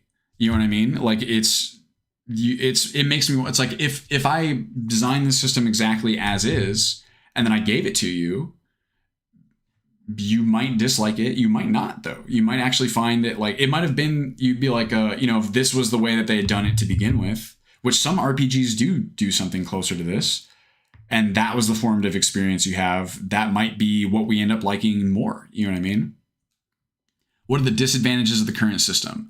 The disadvantages of the current system, as I see it, are that you essentially have to maintain you have to maintain two resources that are functionally the same thing. Maybe the better way of explaining that disadvantage is that I think it's more confusing. You're talking about a system that is a little bit more complex for people who are just trying to pick up the game. A good example for this, I guess you would say, it would be like imagine if I had, I'm going to use the Stardew Valley example again because I can't think of a better one. Imagine if, like, in Stardew Valley, I had a separate bar for, like, attacking monsters, and then I had a different bar for, like, farming, and then I had a different bar for talking to people. Or just, let's use The Sims as an example, right? This is actually perfect. In The Sims, you have all these different bars, right? You have like 6 different bars, which is closer to like what we'd have here going on behind the scenes. You have one for hunger. Was it hunger, thirst, social, bathroom, hygiene? I think it's been a while since there's one for like fun, right? Or is it just like fun / boredom or whatever? These all make sense environment is another one. Like, it kind of, that's an interesting one. I wonder if that's been truncated, but anyway, so you have all these the reason that these are all separate bars is because each one of these things is it's very different, right? It's like hunger is different from thirst, which is different from how badly you need to pee, which is different from, how you feel like you haven't done anything fun in a long time. There's core reasons why these are different. With stamina and magicka, what I'm essentially making the argument for is that these two things are not all that different from each other in this kind of system that I'm imagining, like the skill system. This is where, it's tricky because you could very easily design your system so that they are different, right? Like, you could design it so that, kind of we have this where it's like, oh, well, this one handles spells and this one handles, martial weapons. I'm conceiving of a system in which that same differentiation exists. It's just on the shoulders of the skills to do, right? Like, it's the responsibility of the skills to make things feel differentiated. Your character feels differentiated as an ice mage from a person who's like a two-handed axe barbarian because you're really good at using ice magic and the two-handed barbarian is really good at using axe. And it just automatically feels different. The part where it's, the energy draws from, or like swinging the thing or casting the spell draws from the blue bar or the green bar is like less important. Action reaction bonus, core to the system. Well, see, even using that example, so it's like action, reaction, and bonus actions. Bonus actions is interesting. But that whole idea is like those 3 things describe very different parts of like a reaction process, right?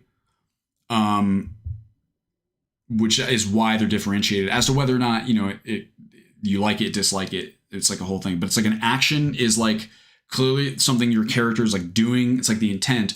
A reaction is supposed to be a response to something someone else does. And a bonus action, I think, is supposed to describe any sort of action that is so sort of minuscule that it's still you acting, but it's so tiny that it can't really be described as like a full action.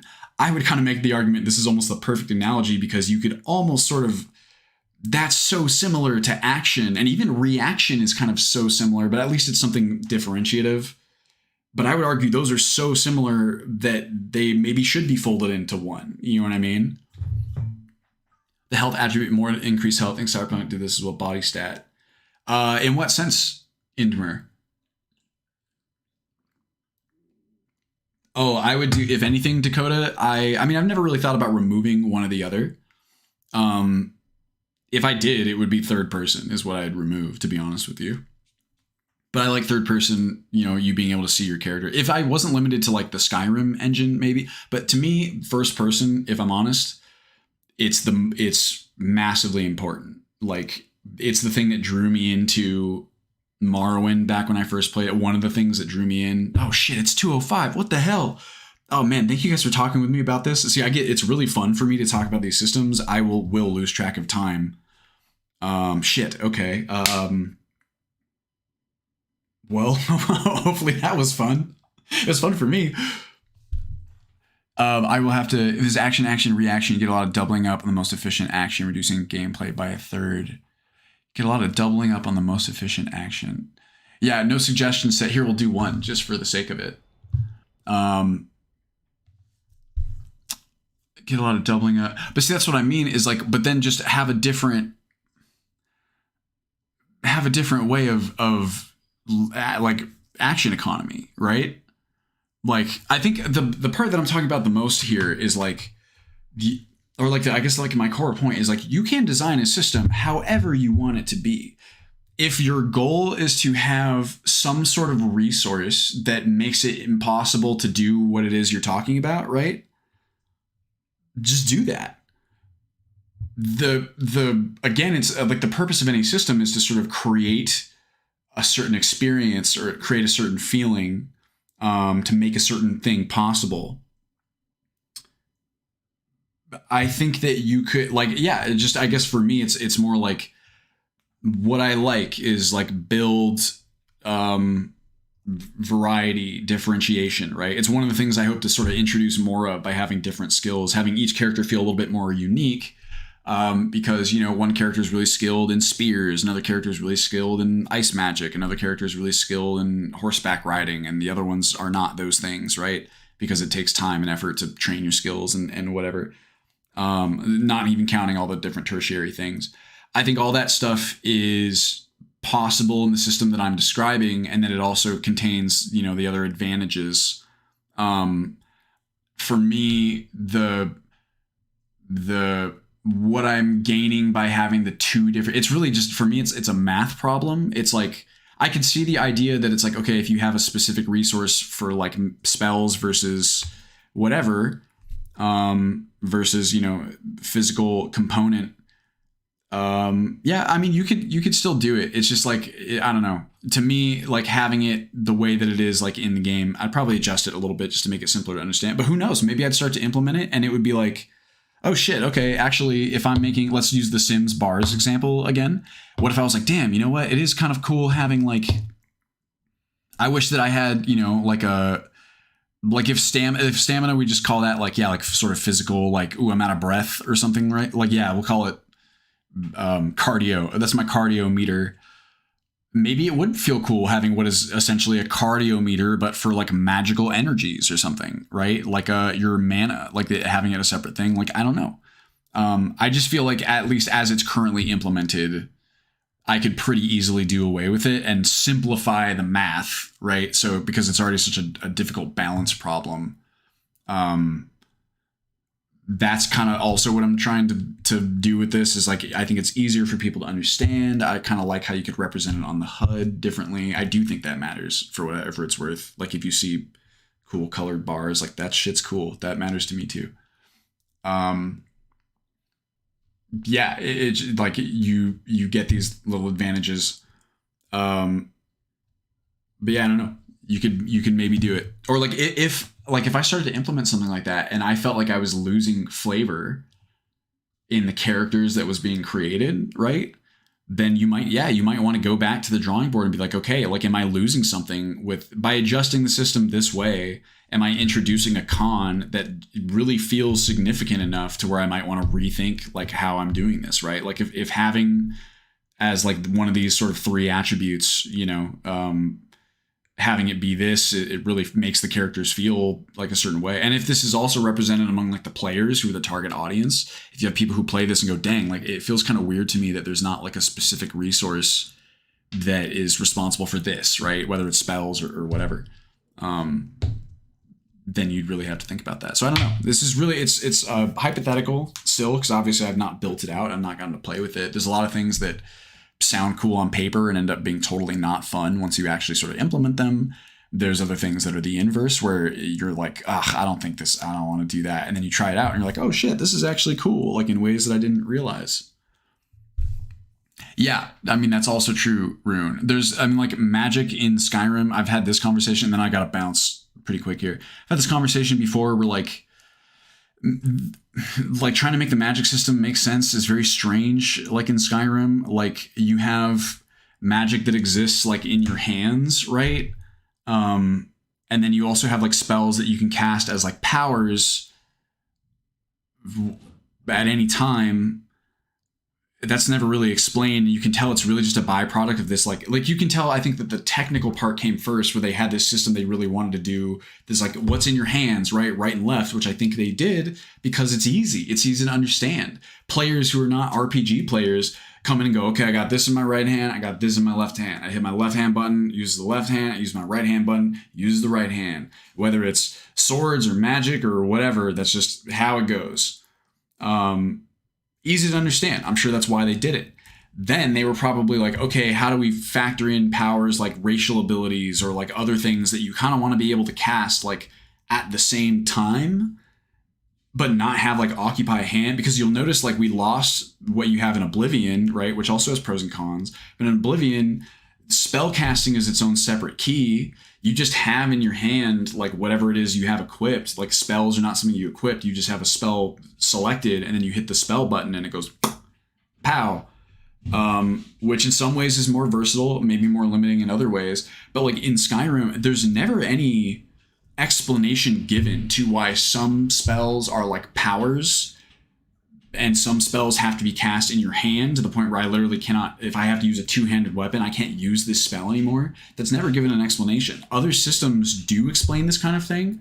Using Dungeons and Dragons as an easy example, you know, some spells require you to do something physical. Some spells require you to do something physical and also say something out loud. There's the verbal spell casting, right? What you say out loud is something that other creatures and characters and stuff within the world can hear and respond to.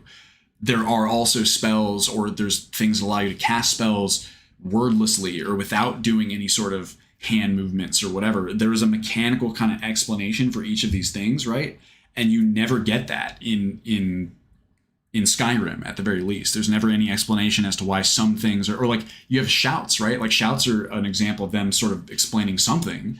Shouts, you yell, right? Like they physically come from your mouth, and that's why you're able to do them when your hands are occupied otherwise, right?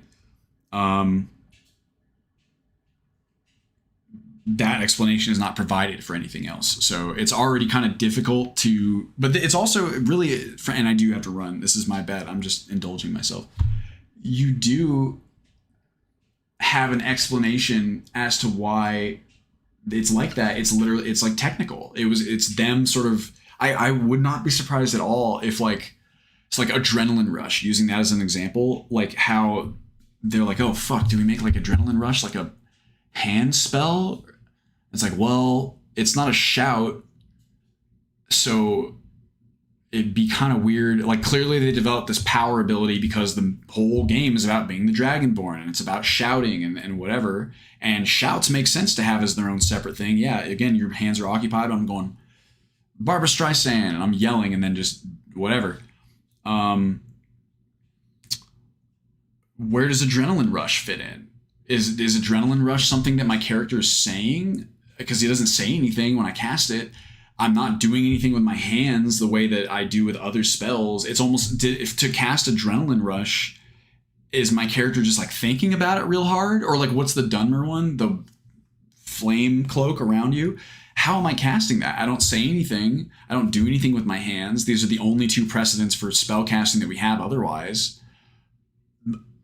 What's happening there? We don't know. Am I thinking it real hard? Yeah, again. Or is it not even that I'm casting it directly, but the Adrenaline Rush isn't even supposed to be a spell? It's supposed to just be an abstraction of how my character felt in that moment. This is a good example, I think, of how you can really like sort of in terms of like justifications or whatever, like you can play with it, you can have whatever. I guess it's just the idea that like rigid adherence to, you know, how things are and they can't be changed is not, or like you can make a system do whatever. But again, it's the counter argument is not necessarily that. The counter argument is like, oh, I like how this feels thematically, right? Which is literally the same argument as like merging the two bars. It's the same argument as expanding them into more. Really just depends. Maybe it's like an incantation. You speak something and it causes a magic. But that's the whole thing, is like everything else that is like that. I mean, that's shouts, right? Like we have an actual example. The shouts are an example of you saying something and something happening. In every, so it's like now, then if something is, I'm saying a word to myself, I expect to be able to hear it maybe, unless maybe the character, maybe shouts have to be loud and we hear them because they're so thummy, right? And maybe in the other powers, your character is whispering something to themselves. So it's still verbal spellcasting, but it's so quiet that we don't hear it as a player. That could be. Yeah, I mean, well, you do hear your character shouting when you use that power. It's also gameplay value to the Skyrim system that you're filling slots on a moveset. Spell being available costs a block or a weapon. Two-hand weapon costs a shield block and a spell. It can be seen as actionable slot. Yeah, totally. You're saying that there's a value to the hands system, right? Or like it kind of prevents you from doing one thing or another. Then I would say that's true. I personally think that the hand system is like really sort of not good. Like I've never liked the hand system. I don't like that I can't I don't like that I can't cast a spell with my left hand while I'm using a two-handed weapon. This is where, yeah, I guess it comes down to subjective opinion, but it's like, it's never made sense to me. I've never understood why I can't block with my weapon and cast a spell then immediately after by just holding on to the weapon for a second. And I would bet you Bethesda, the designers who made this system, would be like, if they found a reasonable way maybe to like allow you to block and also be able to cast like left-handed spells, I bet you they would have done it. It was just like, well, we thought it would be too confusing, or we didn't have a good way to do it. Yeah, I do play FromSoft games. The system's hand slots, you can cycle several spells. That's another example. They're in FromSoft games, at least the ones where you have to use, what's it called? Like a catalyst, right? In order to cast your spells. It's clear to me, or at least I don't know this for certain, but my guess is that like catalyzing the spells being like a hand slot, right? Is a byproduct of the control system that they thought would be intuitive. I think that they sort of thought it might be confusing, or they didn't have enough buttons maybe to have like a separate spell cast button. So because most of their target audience was going to be playing on a gamepad, virtually all of them, they were like, okay,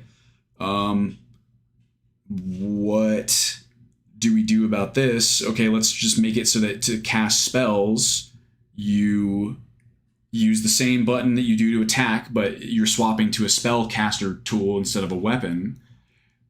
You can do that. It's a perfect example of how the system is mutable. You make it whatever you want. But then spells are a little bit different in FromSoft games. There's not nearly as huge a variety of them. A lot of them are like buffs, or like these kind of, you cast them and they stick around for a while.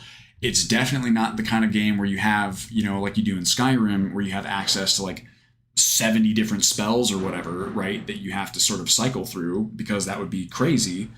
Skyrim's solution for that is, I like the FromSoft solution more. I like the Skyrim solution less, because then it's like, okay, we're gonna have it so you have spells in your hands, and we're gonna give you 70 of them, so that it would be impossible to cycle through using like a FromSoft style system, where they very distinctly and intentionally limit you to having like 8 maximum, and even that can be a pain in the ass to cycle through, to where people intentionally leave. Even though they have more slots, they'll put less because it's more confusing. We're going to give you 70 spells anyway, and the way that you're going to have to decide which one to use is either by sticking your face into the favorites menu all the time, or we're just going to make it so that you don't actually have 70 spells that you want to use. You just learn more spells that make the other ones completely useless, so you never use them again, right? Like in Skyrim, you don't use flames in vanilla once you've learned Firebolt, sort of, or once you have like the next. It's a little bit different because it's like a spray, but it's like they don't really scale that well, right? Or maybe I can't remember, but you can see how there's like solutions, pros and cons. I could talk for years and years. I mean, specifically diversified individual spells, but I charge running Y casts where moving actions change the property of the cast. Charge running cast removing. You're saying like so that's like a way of adding additional utility to the spells, right? Where you have controls that can be done at the same time as casting, right? It's like, okay, like the move sets are a great example of this. If I'm standing still and I tap it, I swing like this. If I'm running and I tap it, I swing like that. If I'm running and then I stop suddenly and then I tap it, it does something different. That's all a means of, like, you can tell they want the different types of moves in there. They're trying to figure out how to fit them in within the control scheme, right? So it's just all about designing everything around it. To me, it's the perfect example of how, like, you can make the system do whatever you want it to do. It's all just like you get the experience that you're aiming for and you design the system around that. And to me, just going back to like the bars, yeah, like having sort of, if merging everything into one sort of resource gets me these advantages, and there's not advantages that I feel like I'm losing by doing it, then I would do it. It really just depends. Anyway, I gotta bounce. I'm way over time here, but I appreciate you guys hanging out with me. I don't know if it's exactly the sort of thing you expect. I do love talking about like systems design like endlessly. It's like probably my favorite part of game design, or just really talking about like what is the experience you're going for and how are you trying to achieve it and how are you going to get there.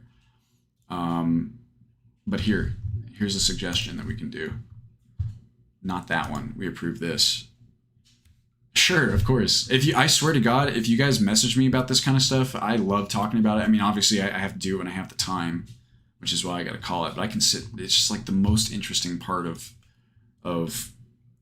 designing these things to me. Let's do this. Oh man, Wormstooth. We're gonna do that one right here. How about this, guys? How about I do Wormstooth? I mean, I got an easy answer here. It'd be like, considering. I already know how I feel. Wormstooth is an absolute classic and one of the best new lands mods there is, as far as I know. It was once part of Ultimate Skyrim, but was ultimately removed due to some balance polish issues and due to the difficulty of integrating it with more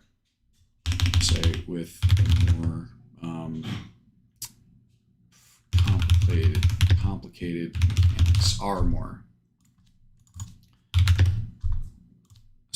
However, a lot has changed with Wormstooth since then, and at the very least, I think it really necessitates going back through and doing a deep dive into how well it might fit into Wildlander and what it might take to integrate. Would make for a good stream session, honestly. There you go. This is, oh boy, say new cities and I believe there's a town on Wormstooth, right? Say new lands and world spaces, new items. Oh, new powers. There's everything. Spells and powers. There's new creature types, I believe. We'll say, oh man, I mean, writing, followers, quests, dungeons, new writing and dialogue. It's got everything. These are the perfect examples of how new lands mods can be such an undertaking, why they take so much sort of evaluation. New dungeons. Because because to do each one of these things well is like impressive in its own right, much less being able to do all of them, and usually as either an individual or a very small team. New creature types. All right, I think that's good. All right, there, boom. We got an additional suggestion in there. That counts. We'll take it. All right, y'all. Thank you for hanging out with me. The next stream, I'll have to post about it because I'm not super sure when it can be. I will be gone every weekend, I think, for the next 5 weeks or 6 weeks. So it'll be approximately 2 weeks from now. It won't be on a Friday, I'm pretty sure, because I won't be here for any of the Friday stuff. And yeah, that seems accurate. That seems hopefully useful. But I'll let you know. I'll announce it on Twitter, Discord, everything of that sort. And I really appreciate you hanging out with me. And again, if you... Oops, no. Twitch.tv, Dylan B. Perry. Who's online? Oh, okay. Oh my gosh, George is online. We're going there for certain. Raid, Zero Period Productions.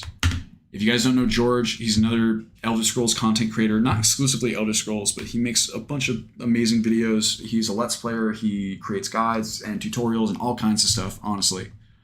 Yeah, that's what I was going to say in Mur. If ever you guys have feedback for me, you want to talk about this kind of stuff, feel free to post it. I love talking about these kinds of things. I will reply. I can't promise I'll reply to everything, but I do try to, and especially the stuff that really sort of intrigues me. All right, y'all. Well, again, stay safe. I'll let you know when the next stream is. Plan for, if you're going to be planning for it, call it 2 weeks from today, the next Thursday, whenever 2 weeks from now is. But I kind of have to be careful with where I put them with how busy the summers are. But I'll let you know. So yeah, take care of yourselves. Be safe out there. And I'll see you next time. All right. Goodbye, everybody. Bye-bye. Bye-bye.